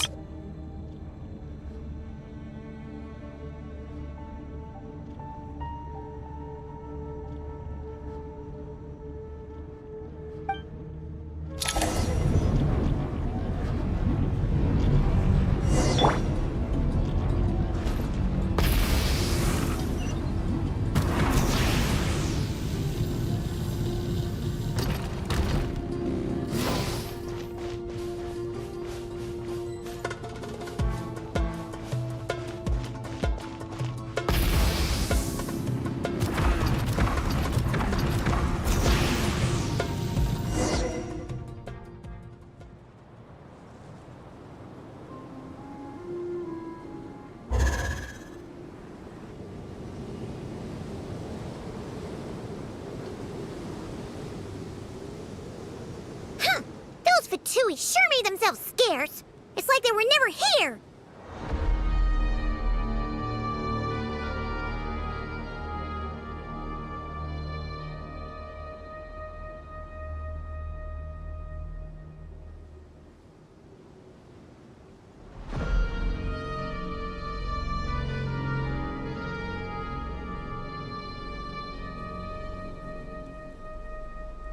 The Fatui?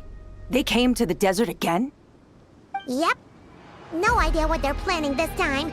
They were being very coy about it. How have you been, Jet? Well, since we last met, I've started my own band of mercs. We've actually made quite a name for ourselves. Oh, yeah. On a slightly different note, I have some good news. I finally took care of Masaira. Not much to write home about. It was just another day. Found his hideout. Dragged him out of his cozy little bed. He tried to talk me into seeing his point of view, as usual. But I'm way past that by now. There was nothing he could say to save his life. What about you guys? Bet you'd forgotten all about me and Ben, huh? Of course not! We're super duper best friends! Wow. Sounds like I should make time to visit some other nations too. Anyway, what brings you to Gurabad? Oh, right. Paimon almost forgot. We're here to look for Lilupar. That bottle? Seriously? Yeah! We need her power to calm the Jinn and stop the sandstorms. Here's hoping we actually manage to find her, after all the trouble we've been through. Surely, with everything's been going on in Gurabad, she must have woken up, right? Only one way to find out.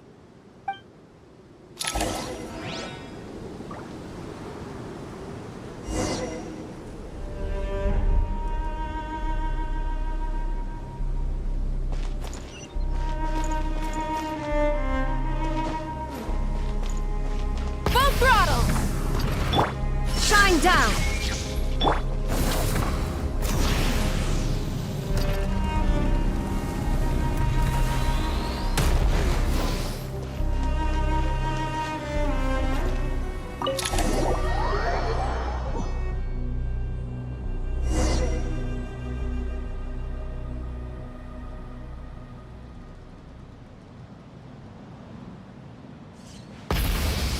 Let's see. She should be around here somewhere. Aha! Found her!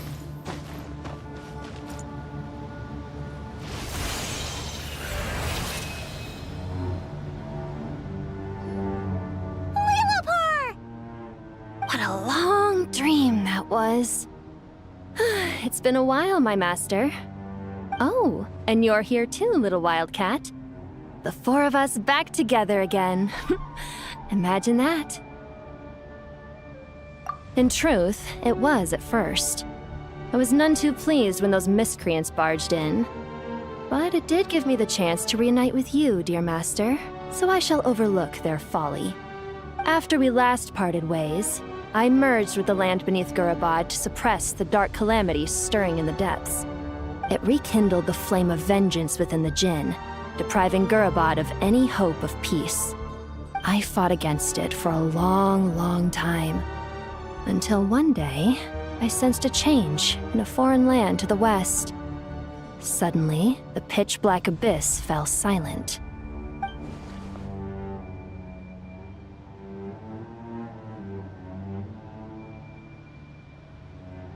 Once satisfied that that dark power could no longer bewitch the Jinn, I too fell into a deep slumber, from which I have only now awoken. Why have you returned to Gurabad, my master? And why is my sand-swept homeland in disarray once more? Well, basically, Sumeru's in danger and a lot of our friends are affected. Some bad guys messed around with Irminsul and now they've released the Jinn in here. We managed to chase off the culprits, but we have no idea how to seal this place back up and stop the sandstorms. Child's play. I shall quell the Jinn and scatter the storms. Thank you, Lilupar. No need to thank me, my master. I have granted many wishes in my time, and this was the most trivial of them all.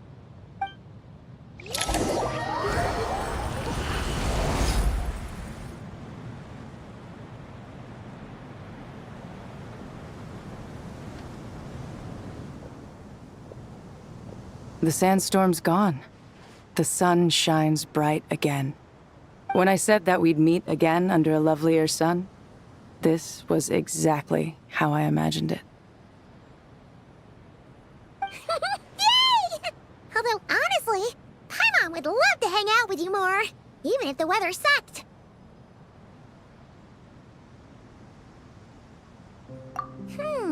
Well, there shouldn't be any more Jinn breaking out, right? Are we okay to head back? Sounds good. You can introduce us to your other friends. Another adventure begins. Lovely. The storms have stopped! We should be able to get to the Temple of Silence without any problems now. Time to regroup!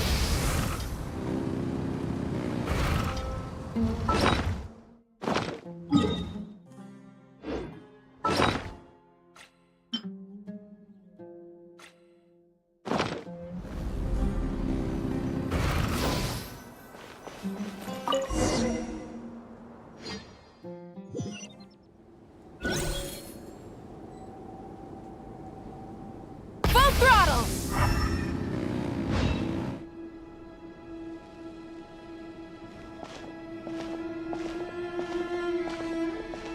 So, this is the Temple of Silence.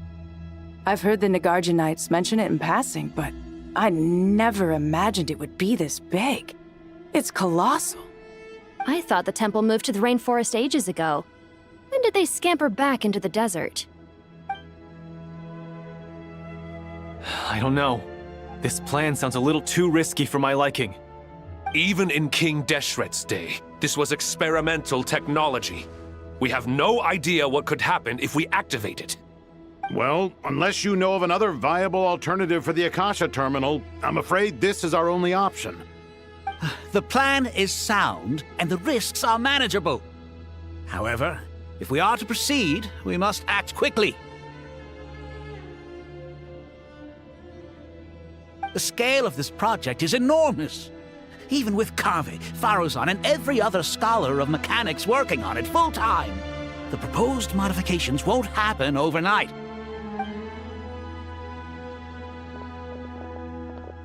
You're back. Everything all right? And who are they? Friends of yours? Pretty much everyone in the Temple of Silence is. This guy's Kave, and the one next to him is Alhaitham. Hello, I'm Jet, and this is Lilupar. Oh, a famous name from the history books. Pleased to meet you. A friend of a friend is a friend of mine, as they say. Who's they? Huh? Do people not say that? Not in the desert. Friends you can trust, but friends of friends? Gotta keep an eye on them. Still, I do trust the Traveler's judgment. I'm sure you're good people. The sandstorms have calmed down. I take it the Gurabad problem is resolved? What did you find?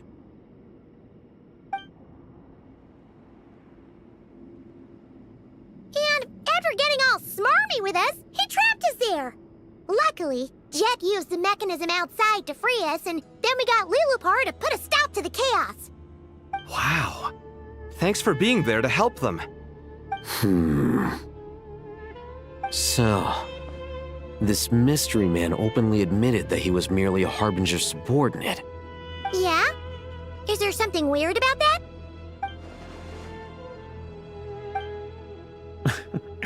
I assume you aren't naive enough to expect answers from an enemy.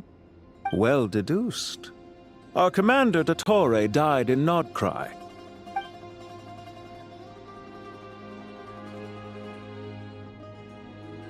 Are you wondering about his true identity? Or do you think there's a big conspiracy behind all this? I wouldn't go as far as to call it a conspiracy. Just the simple fact that having someone to shift the blame on tends to prove useful should trouble come knocking later.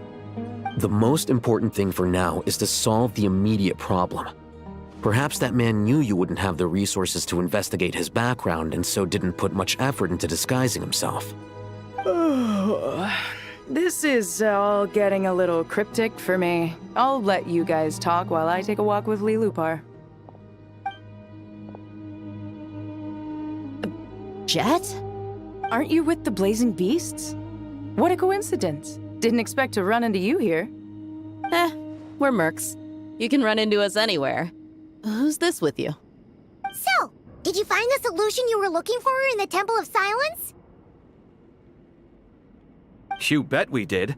This place is incredible. It has everything. So far, we've discussed a plan and verified its feasibility. Building a new system from scratch is out of the question. So our only option is to modify the Akasha using certain resources we hope to find in the mausoleum of King Deshret. According to certain sources in the Temple of Silence, there is a core device in King Deshret's mausoleum known as Aru. Little is known about this device in academic circles, which suggests it was hidden quite effectively. If these sources prove correct, the energy contained within Aru may be sufficient to power our Akasha renovation plan. However, this raises difficult questions regarding technological integration. The sages are still debating it. Yeah, but I'm sure they'll reach a compromise once they've argued it out. The people of the rainforest are always cautious when it comes to desert technology. But times of crisis like this leave us with little choice. Wait, Paimon has a question. Is this the same Aru we've heard of before? It's sealed off, right? Some sort of prison where the Goat King, Ibis King, and Crocodile King are locked up. Well remembered. Yes, that's exactly right. According to our records, Aru was the most brilliant creation King Deshret ever conceived of. Built by divine and mortal artisans working together. It was a miraculous accomplishment, and it lies hidden deep within the king's mausoleum to this day. That being said, what Aru actually does and why it was built, those are deep secrets we are not privy to. Until recently, I wouldn't have been optimistic that the place even exists. The only reason I'm inclined to believe it now is because we heard it from the Ibis King Thoth himself at his temple. The tale of how the 3 retainers of Al-Akhmar were imprisoned in Aru. Paimon totally gets that. When Paimon first heard about it, she thought it sounded pretty unbelievable too. Do you guys still remember that? The Ibis King told us they were trapped in Aru and that they had to answer 3 questions to get out. I think I remember. What causes our rise and fall? What obliterates love and hate?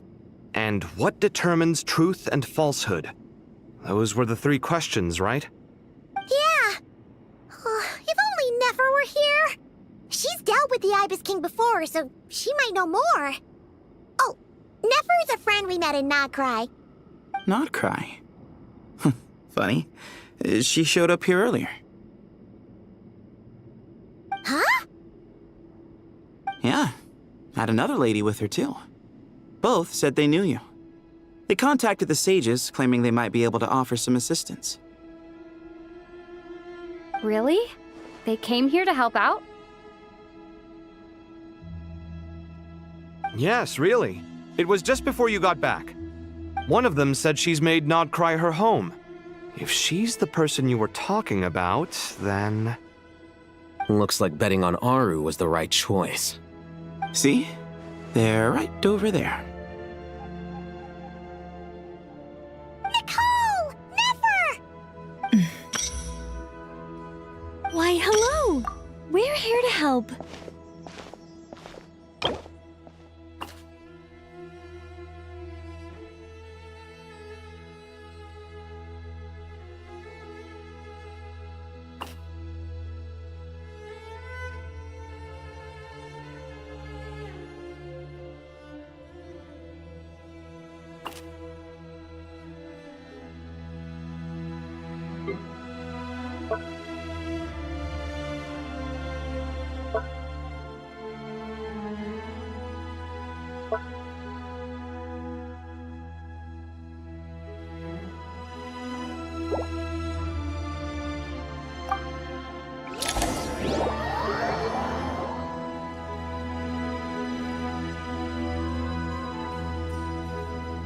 It's a good thing we left early. We almost got locked out. Locked out? What do you mean? Oh, you haven't heard? An invisible barrier has appeared around Sumeru's borders, cutting off all travel in and out. No one can leave and no one can enter. Sumeru has become a lonely island. Are the Fatui behind this too? Actually, no. This has nothing to do with them. I suspect it's a defense mechanism within Irminsul itself. Irminsul is the source of Tevat's ley lines, after all, and Sumeru is the nation closest to it. I imagine this function was put in place to seal the entire region off in the event of serious damage, preventing the disaster from spreading to the rest of Tevat. It may have been implemented long ago. But doesn't that mean that the people here won't be able to escape to other nations if the anomaly keeps spreading? Currently, that does appear to be the case, which is precisely why I am here. This is a critical moment for the world, and Sumeru is the eye of the storm. Paimon's surprised you managed to convince her to come back to Sumeru. Indeed. Even for someone of my wisdom and eloquence, this tested my skills to the limit. And why should it concern me that Sumeru's in trouble? Surely you don't think I still have feelings for that place? Judging by your tone, I suppose you don't. Sounds like you don't know much about my past. And here I thought you knew everything. All I know is that the Ibis King is the source of your power. He was quite a prominent moon envoy once upon a time, so I do know a thing or two about him. As for your past, I have ways to learn the full story if I wish to. But everyone has secrets they'd rather keep to themselves, wouldn't you say?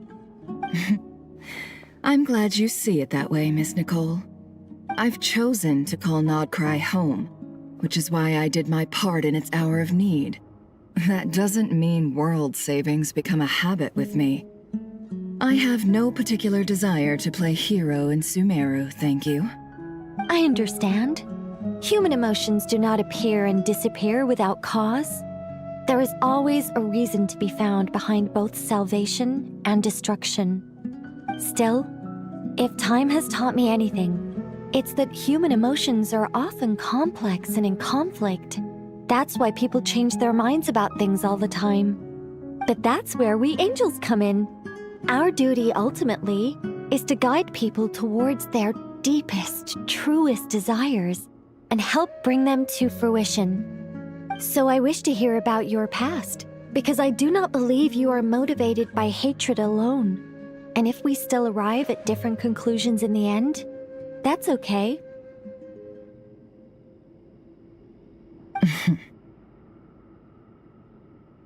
I refuse. Wait, what? But I set the atmosphere and everything. Isn't this supposed to be the moment when we finally open up to one another? Is it? Maybe I'm not so good at reading the atmosphere. You're right, Nicole. There's more to me than just hatred. Had it consumed me, I'd be left stuck in the past forever, never living in the present. But I don't think that your guidance can change my mind. The all-consuming sands, the bloodshed, both deserved and undeserved. Those old emotions cling to me like a shadow. Do you wish to shake them off? No. I hope to remember them forever. Those emotions and memories shaped me into the person I am today. They'll always be a part of me. In that case, would you like to hear my perspective, at least? Sure. It's not every day you get to hear an angel's opinion. A long, long time ago, when the angels still walked freely upon the earth, I found life tedious. Monotonous work, lukewarm relationships. Things weren't nearly as interesting as they are now. And yet, since the angel's demise, I have found myself missing those days on more than one occasion. Human emotions are often attached to a person, a place, or an object. When those things are gone, the memories quickly fade, and the emotions slip away along with them. If Sumeru were destroyed, both rainforest and desert would be no more. With the object of your hatred wiped from existence, It would not take long for the memories buried deep in your heart to slowly fade. Both love and hate are intense emotions, but they are nothing compared to the void left behind when they disappear. Most sophisticated, Miss Nicole. But anyone focused on the future could only ever applaud the destruction of the things they hate. Still, I'm a special case. Someone once told me that human memory is more selective than a Mora-hungry merchant choosing between customers. We all need a reality check once in a while, so we don't forget the truth. As much as I dislike Sumeru, this is no way for it to perish. All right, you win. I'll help you out a little, but I won't work for free. How much will you need? You're not gonna milk this for all it's worth, are you? What do you think? I'll be upfront with you. I don't have much more on me. If that's what you need, I could borrow some from Alice. Or perhaps I could pay in sculptures. The ones I carve are actually worth quite a lot. Just cover my travel expenses. Huh? Is that all? That's all. Given all the people I owe favors to, I can just about justify a trip to Sumeru. Yehoda! Here, boss! What do you need? I'm going back to Sumeru for a while. While I'm away, you'll be in charge of the curatorium. Me? I'm in charge? Whoa! Don't worry, boss. You can count on me!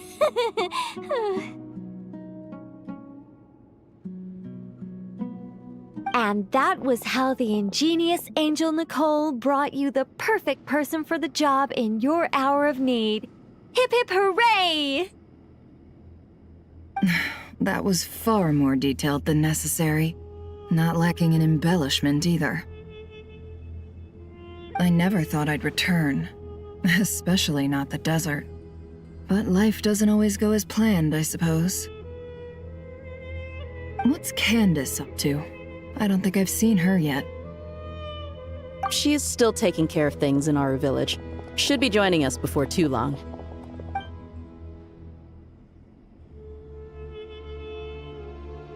Oh, and sorry. Hope we're not interrupting anything.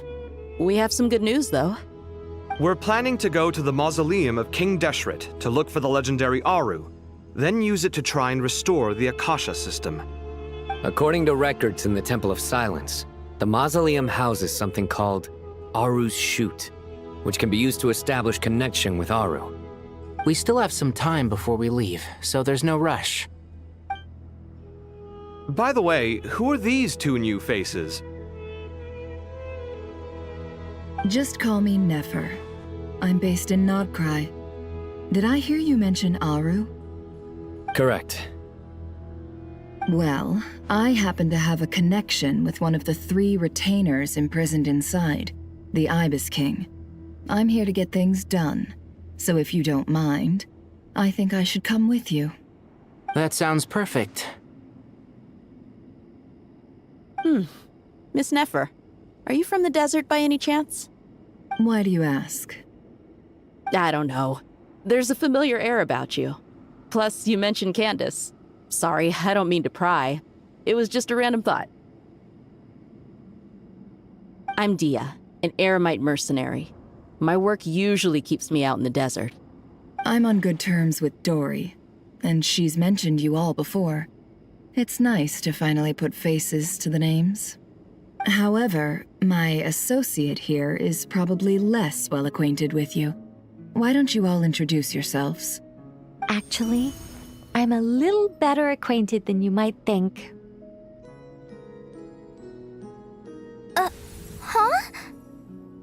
Huh. Are my eyes playing tricks on me? It looked like you spoke without moving your mouth. Ventriloquism. I have heard tell of it before. What is it, Kale? It's you! You're the voice who's been speaking in my head. aren't you? You encouraged me to report my dreams to the Dendro Archon, and got me to recite that magic prayer. Mm-hmm. I have many titles, but let's go with the most pertinent one. I am Nicole Rain, an angel who has lived since ancient times. An angel? Sounds like a big deal, but, what exactly is an angel? Oh, Well, we're a rather long-living race of beings. Not gods, technically, but we can still tell you a lot of stories from ancient history. Yep, and she's also an amazing sculptor. You could say she's a real creative type. Well, ma'am, if both the Traveler and Paimon give you rave reviews, you must be pretty impressive. Oh, please don't call me ma'am. I find it so awkward when people get too formal with me. Just relax and be yourselves. No need to be nervous. Miss Nicole, if it's okay, could I ask you a few questions? Yes, you may. I can see your heart is filled with confusion, and you are desperate for answers. I also know which questions you want to ask me. Why did you dream of Sumeru City in disarray? Why did those verses soothe the Jinn only when recited by you? I can guide you to the truth, but it involves a personal secret of yours. I'd prefer to speak with you alone, if possible.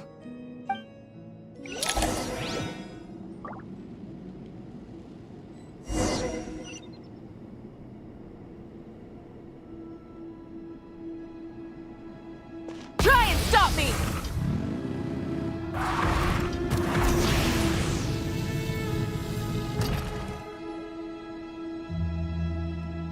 I thought we were going to speak alone. This is a lot more people than I was expecting. What's wrong with it? Even the doctors at Dar al-Shifa allow patients to be accompanied by family members. Well, if Krai doesn't mind her secret being revealed, I have no problem with it. Thanks for being so considerate, Miss Nicole. I don't know what secret you mean, but whatever it is, there's no need for me to hide it from my closest friends. Closest friends? It's so nice to hear that. All right. In that case, I'll get right to it. Krai, are you aware that there are god remains inside your body? I am. When I was young, I got sick with Elazar. Nothing could cure it. The Fatui convinced my mom and dad that they could help, and I was sent to an unfamiliar place. There were a lot of other kids just like me there. This creepy guy injected us with some strange medicine, which I heard contained god remains. I can still remember the pain like it was yesterday. But thanks to the friends who've stuck by me all this time, I've gradually been able to overcome those memories. Anyway, so you're saying that what happened to me has something to do with the god remains they injected me with? Yes.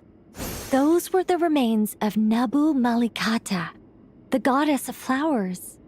What? Huh. Fascinating. You don't seem surprised like the rest of us. Why? The possibility crossed my mind when Krai recited the Goddess of Flowers song and calmed the Jinn. You made Paimon jump! What are you doing here, Lilupar? I was merely passing through when I heard the name of the Goddess of Flowers. Be assured that I share your surprise. You, with the hat. Are you certain? I sense no trace of the Lord of Flowers within her. Well, it is a very small fragment.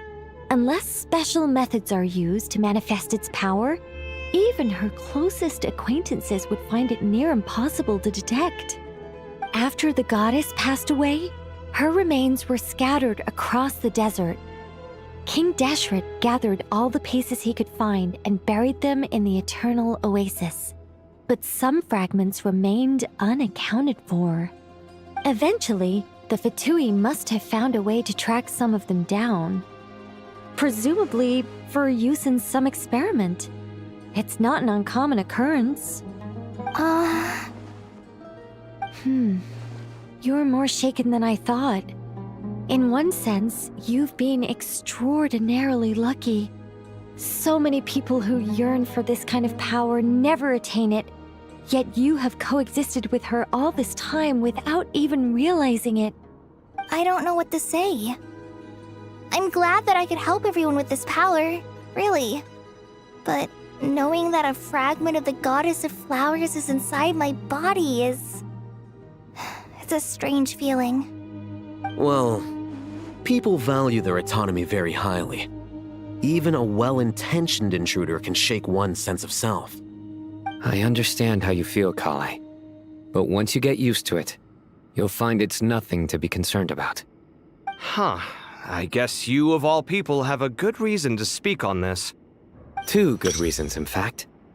Incidentally, 3 is the maximum number of Hermanubis' Ba fragments that I could bear.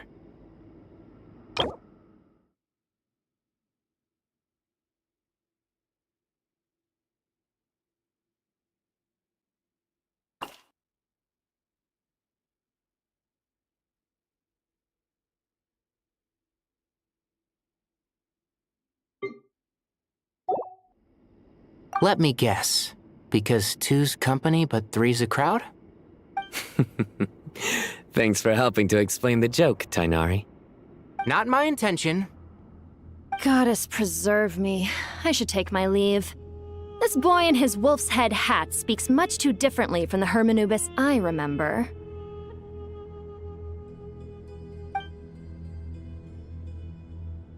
Kale, all I'm trying to say is, no matter how many Hermanubis fragments there are within me, you wouldn't think of me as Hermanubis. In the same way, you are simply you. Yeah, I know what you mean. So about that dream I had, was it a warning from the Goddess of Flowers? Yes. Just like me, she was an angel created by the primordial humans, born with the instinct to guide living beings. Though her body and soul have perished, her essence retains its natural instincts. Even her smallest remaining fragments would do their utmost to send you that warning. The Mother of Dreams? Lord of Flowers and Oases? She must have had a premonition. That is why she gave that dream to you. We won't let her efforts go to waste. But I still don't understand. Why me? Yes. Why indeed? You weren't the only one injected with God remains, but only in you have her fragments persisted. I suspect it may be because of the firm will you showed in the face of suffering. She was likely assimilated by that will. Of course, this doesn't mean you have to shoulder any extra responsibility. As this young man said, you are who you are, and that will not change. All right, any further questions from the family members of the patient? If not, we should head to the mausoleum of King Deshret. Let's move out. Time to put our plan into action. We all hope it'll work. But will we really be able to open Aru? And even if all 7 pillars of King Deshret agree to let us proceed, the scale of the work to follow is daunting, to say the least. Haven't you handled other big projects before? I mean, the biggest project I've worked on to date is probably the Palace of Alcazarzaray, I guess? But this is orders of magnitude beyond that. It's a total nightmare. Look on the bright side. At least this time you're actually here when Sumeru needs you most. You won't have to come asking me for details after the fact. Mock me all you want. But now that I'm here, things will be resolved far more quickly and smoothly than last time. Kave's self-doubt disappeared in an instant. Like magic. Well, this confidence is most gladdening. Now, go and pack your things. We'll head to the mausoleum as soon as you're ready.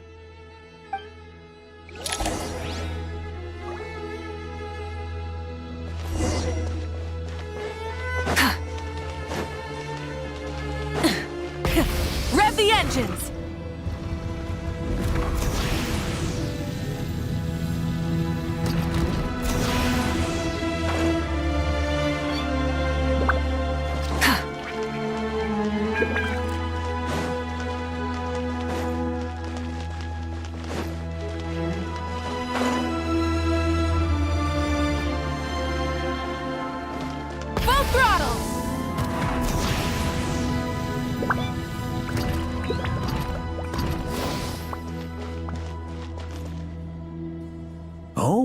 Miss Nicole, I heard you're a very talented sculptor. Is that true?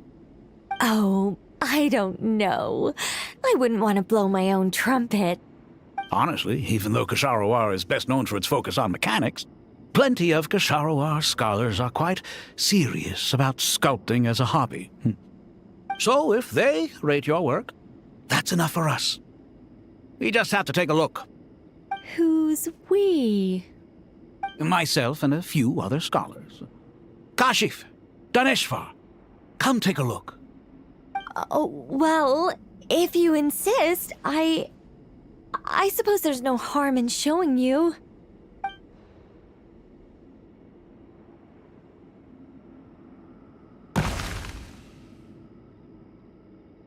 Whoa! Where did that come from? Look at the level of detail. It's so lifelike. The squirrel descends from the heavens like a champion, and the earth trembles beneath its feet. What do you think? Striking, isn't it? Kaveh? Kaveh, come here for a sec. Oh, and Madame Faruzan, didn't you used to study in our darshan? Come take a look. All right, but hang on a moment. I have to finish reviewing this proposal first. You called? What is it, youngster? This squirrel statue. Isn't it cute? Oh, a squirrel. I wouldn't say cute per se. The realism is what stands out to me. Were you trying to carve a statue of a hero, young lady? Oh, a hero? I suppose so. Actually, I didn't really have a specific theme in mind. I just started working on it, and this is how it turned out. I see. Well, do you tend to read novels about heroes in your spare time? As a matter of fact, I do quite enjoy those. Everyone loves a good tale of daring do, right? Then perhaps this statue represents the heroic tale you long to see deep down inside. Also on the subject of heroism, I feel that if the subject posed with a finger raised towards the heavens, it would lend a greater gravitas to the overall image.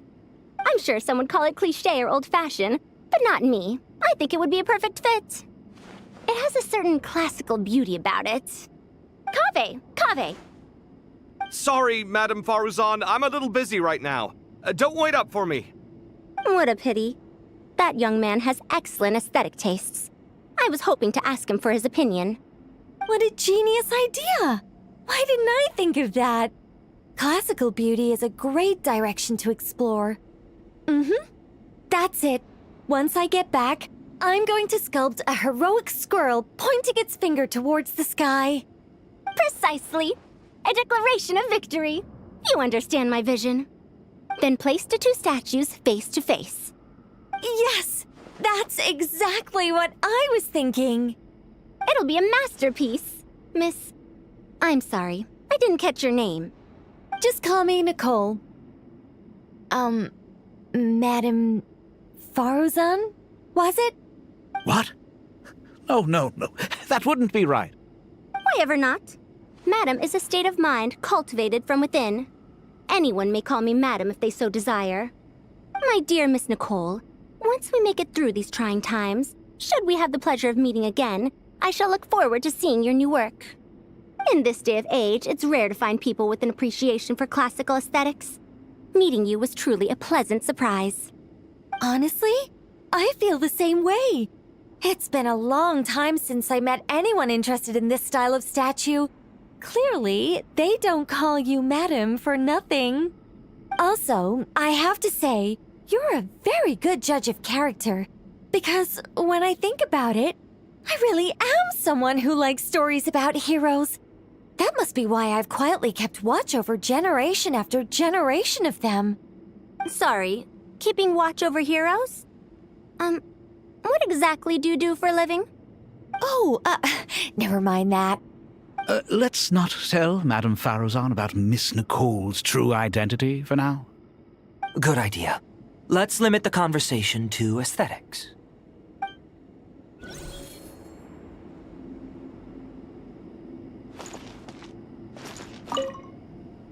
Let's not tell Good idea. Let's...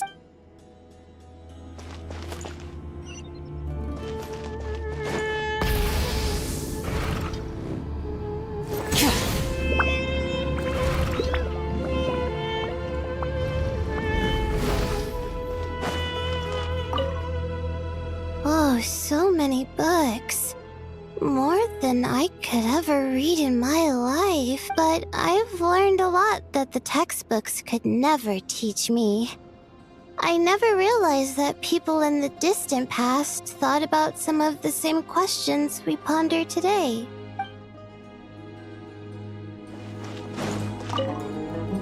What's wrong? You look a little depressed. Kale got a fragment of the Goddess of Flowers, and all I got was one of the 7 pillars who served under King Deshret. I lost out, didn't I? That's what you're upset about? You're such a child.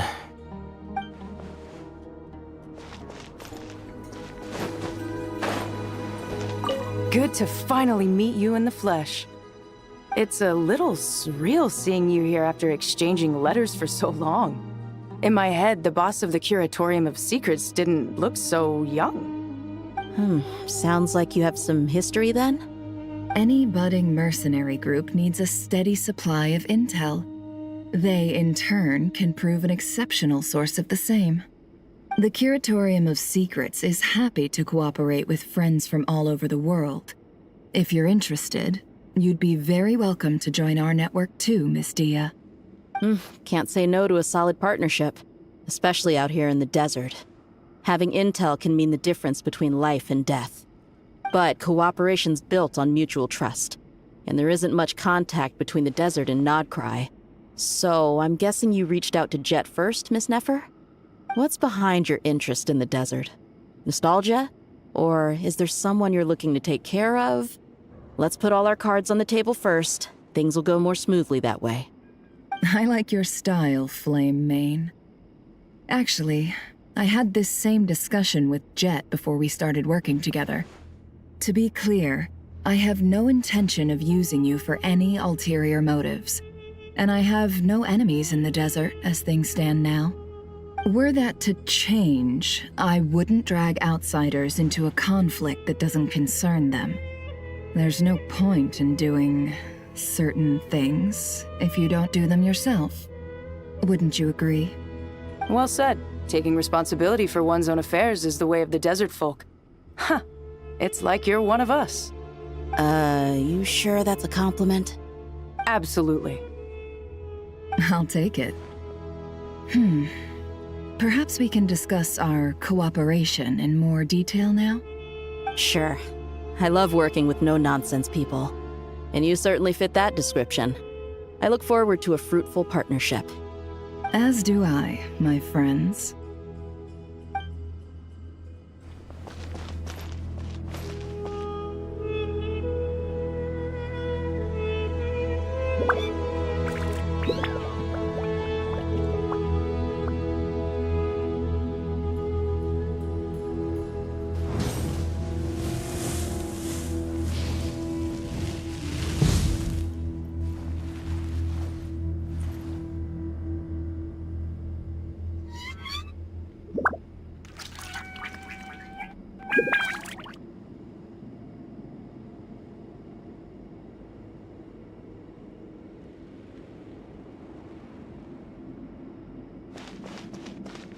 Try and stop me!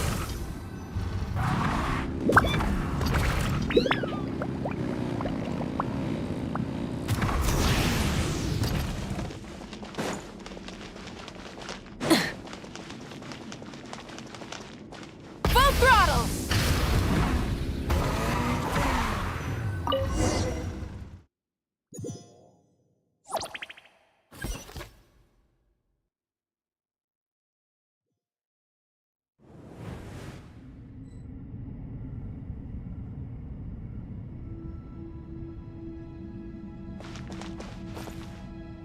Try and stop me! I hope everyone's ready. We'll be arriving at our destination very shortly.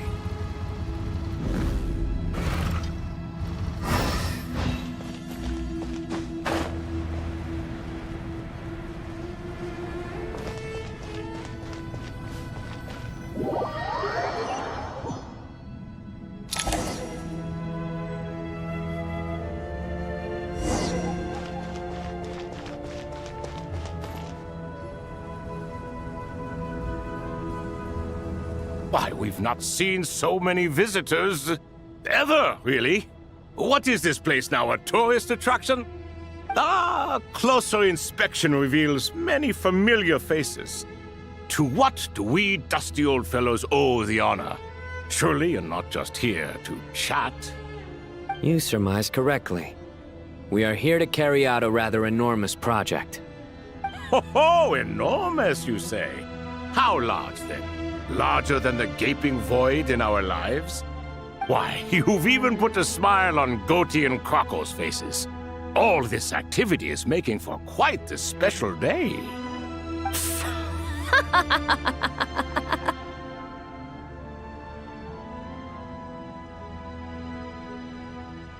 I know that laugh. Lilipar? What on earth are you doing here? Oh, this is hilarious. Turns out good things really do come to those who wait. As long as you stay alive long enough. When did you three get locked up in here? And still you act all high and mighty, putting on a show for the younglings. Truly hysterical. Why, you... Yes, I know. No need to shout. You're right, Lilipar. Goatee, Crocco, and I all have the same problem. But didn't King Deshret seal you away? How did you break free, and how did you get in here? Who knows? Perhaps you can ask my master one day, should you ever get the chance. Behold, the executioners of old. Some have turned into fragments residing in human bodies, and others are imprisoned eternally, leaving not a single shard behind. It's almost tragic, watching lowly prisoners like you act all self-important. Curiosity gnaws at you, doesn't it? Your interest in the outside world threatens to burst you at the seams.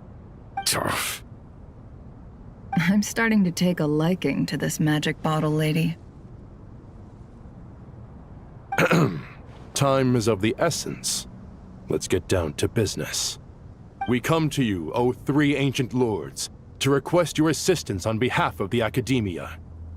If we can help you regain your freedom, then please consider lending us your aid. As for precisely what we need your help with, it's a long story. So, to demonstrate our sincerity, we are prepared to first resolve the problems that plague the three of you. All right, stop arguing, Crocco. And Goatee, don't you start. What's the harm in letting her speak? It's not worth getting so angry about. Forget about her. The three questions are the crucial thing here. But do you really have a way to answer them? You once answered the final question, Nefer, but the seal did not open. Unless, with the passage of time, you have found a new answer? You could say so. When you first asked me what determines truth and falsehood, my answer was a liar's soul. Liars are the best at seeing through the falsehoods of the world. But if you want them to tell you the truth, you have to reach their soul. I think that makes sense. I found it quite compelling myself, and I told Nefer so. Unfortunately, it brought us no closer to liberation. Well, that's simply because it was my answer, not the one King Deshret was looking for. Can you guess which answer Al-Ahmar wanted then? Time.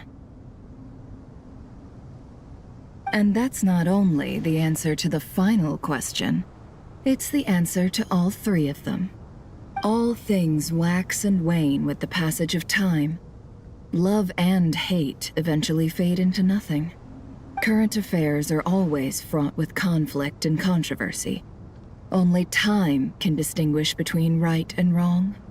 You once described King Deshret as a proud man. I'd say that the prouder someone is, the more inclined they are to believe that only time is qualified to be their judge. Time. Well. Indeed. Perhaps in building Aru, our king was in fact attempting to reverse time, to bring love and hate, right and wrong, the rise and fall of all things back to their point of origin.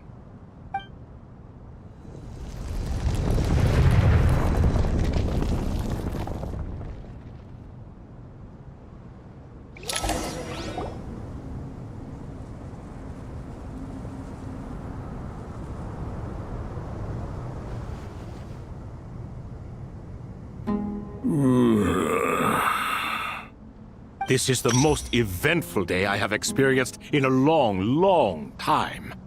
You have my sincere gratitude. Are those 3 of the 7 pillars? Turns out the statues were quite faithful to the source. You 3 seem to be in good spirits.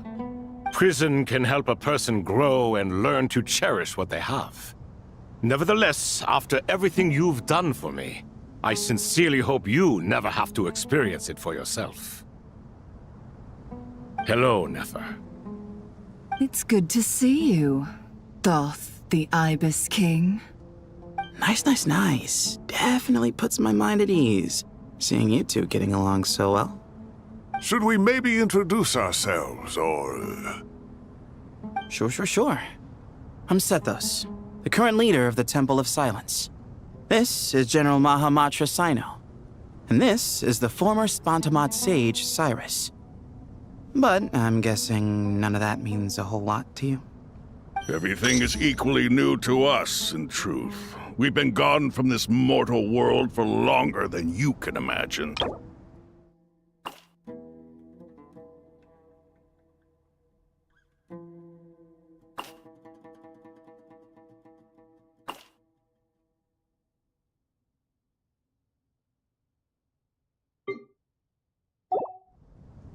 Let's hold off on the introductions for now. We can always ask Nefer about you later. It'll give me something to talk about with my chosen disciple. You're like a helpless parent. Go.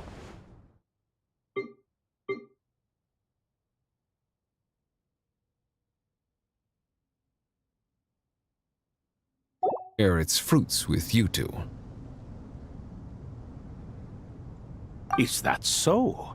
Well, I think we'll take it in stride, just as we did with the 3 questions. Let's not forget, it was my persistence that won you both your freedom. Fair point. I have to applaud your persistence. And I must praise you for your wisdom. Now, state your wishes, young ones. I'm sorry? Why, your tremendous accomplishments deserve a reward, do they not? You must let us do something for you in return. General Mahamatra, what do you think? I won't beat around the bush. Sumeru is facing a crisis the likes of which have never been seen before. And we need your help. Every calamity throughout the ages has been connected to us in one way or another, whether we were its cause or consequence. Whatever is wrong with Irminsul, it severely affected the Dendro Archon. She fell into a coma, and is currently receiving treatment from the Dendro Dragon. The Dendro Dragon? I'm sorry, the Dendro Dragon is helping to heal the Dendro Archon? Not a pep, surely. Not vicious, cruel Apep who possesses no virtues aside from her basic instincts. Ah, good heavens. Oh, I shudder to think what could have caused Lesser Lord Kusanali to suffer such a plight. Still, why would the Dendro Dragon lend you her aid? She has always held nothing but contempt for the Archons. I suppose she and Kusanali must have some history. You can help us make history too. A smooth talker. Well said, lad. Currently, no one can connect to Irminsul. We hope that by opening up Aru and making some modifications to it, we can use its technology to our advantage. Unfortunately, Aru is an imperfect creation. King Deshret never managed to realize his full vision before his death. Much remains to be done if it is to be pitted against Irminsul itself. Besides, I hear your reasons, but to give Aru up over such would be... The archaeological records clearly indicate that although Aru's construction took a long time, it was not beyond human means to achieve. Modern technology should solve the efficiency issues. We have no choice but to go all in on this. This is by no means a threat. But the only reason we helped you escape from Aru was to gain the necessary leverage to negotiate with you. You asked us to state our wishes, and we have. Each one of us here needs your help, as do all the thousands of people living in Sumeru. They need you, and they need Aru. What do we think, my fellow old fogies? Shall we lend our support or not? Since you ask so nicely, naturally. Naturally what? Are you for or against? I simply mean we shall do what comes naturally. You claim that you wish to open Aru. Know you then that the golden slumber created by King Deshret is preserved with...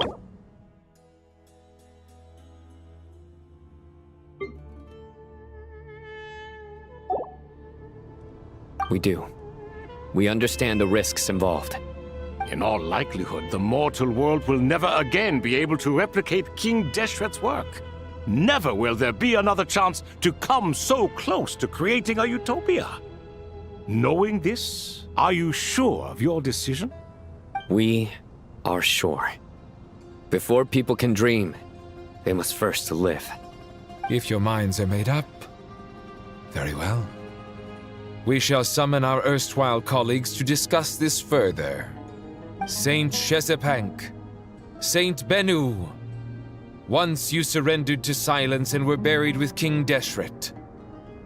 But now, we invoke the right to awaken you with our voices.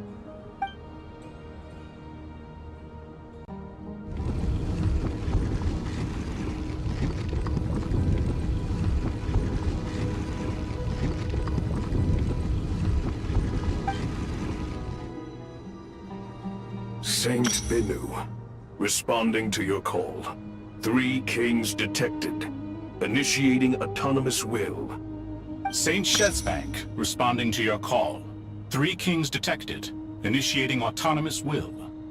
Ah, Lord Herreshoff. What a long time it has been. I trust you are keeping well. Then your trust in my well-being has long outlived your physical body. You have always opened with that same phrase, in life, death, and now even beyond. Al-Akmar is long gone. What is the reason for this meeting? You're awake? Good. We are voting on whether to give the people of present-day Sumeru access to Aru and permit them to perform technological renovations. You have the right to support or oppose the motion. Aru is the pride of Al-Ahmar. Opening Aru requires the unanimous consent of the 7 pillars. I hope you have a convincing reason to present to us. Sumeru is currently in the midst of a major calamity.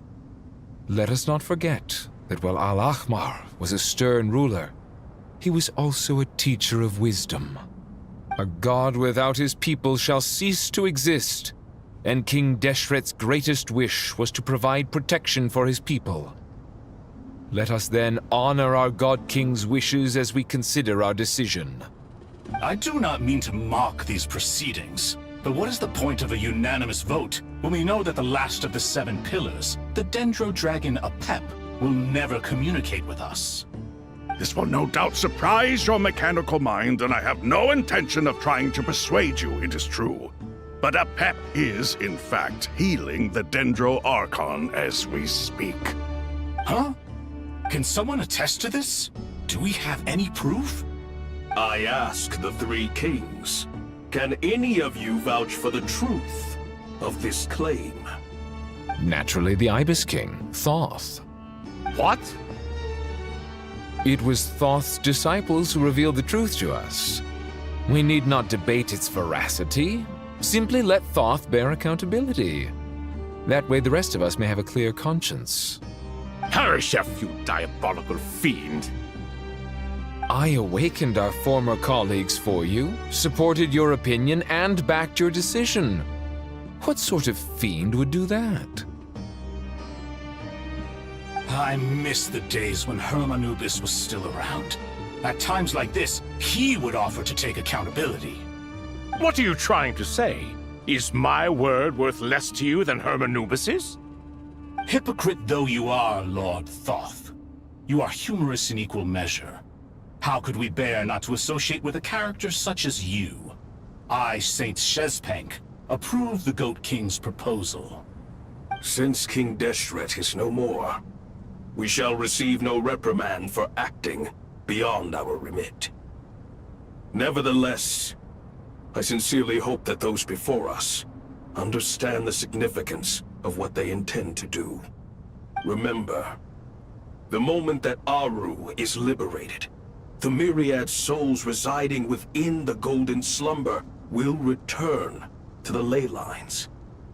And once the ley lines flow again, these souls shall in turn be received by Irminsul.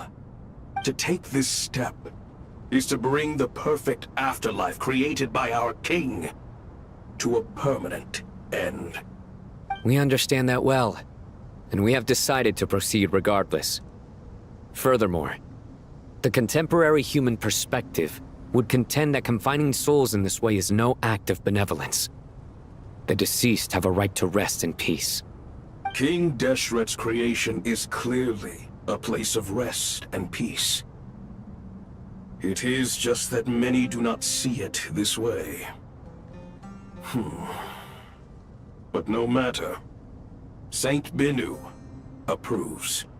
Hermanubis' representative and the Dendro Dragon Apep made their choice ahead of time, while the Goat King, Ibis King, and Crocodile King have also granted permission to liberate Aru.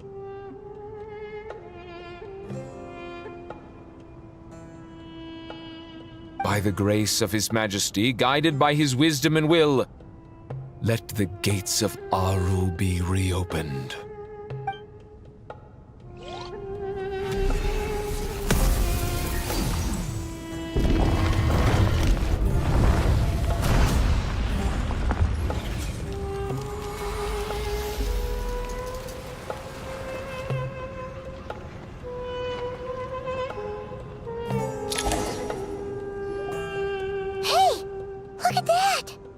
What's this? Are we under attack? No. Wait, it's...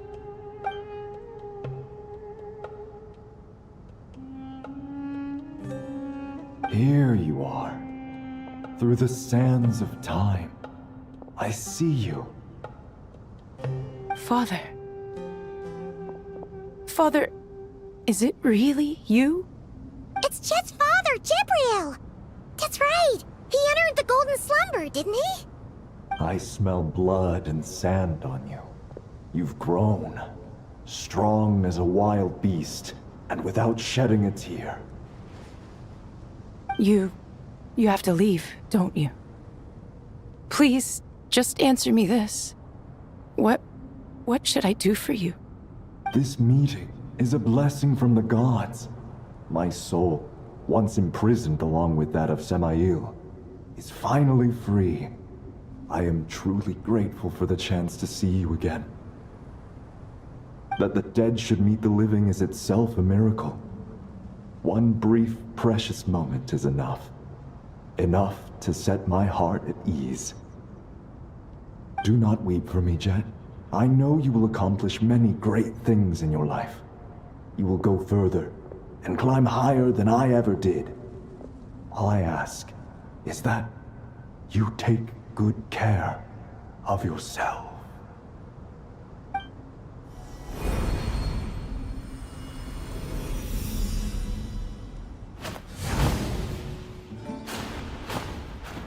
Father! Father! Father. Hey, Jet. Do you want something to eat? Maybe it'll help you feel better. I'm fine. Thanks, Paimon. It was just a little sudden. The chance to see my father again meant the world to me. He was trapped in the Golden Slumber for our sake. And now, after all this time, he can finally rest in peace. I'm glad. It's a huge relief. You've grown strong, Jet. More than enough to fend for yourself. Yeah. I'll leave the past in my memory where it belongs. My family, the good times and the bad. Goodbye, Father.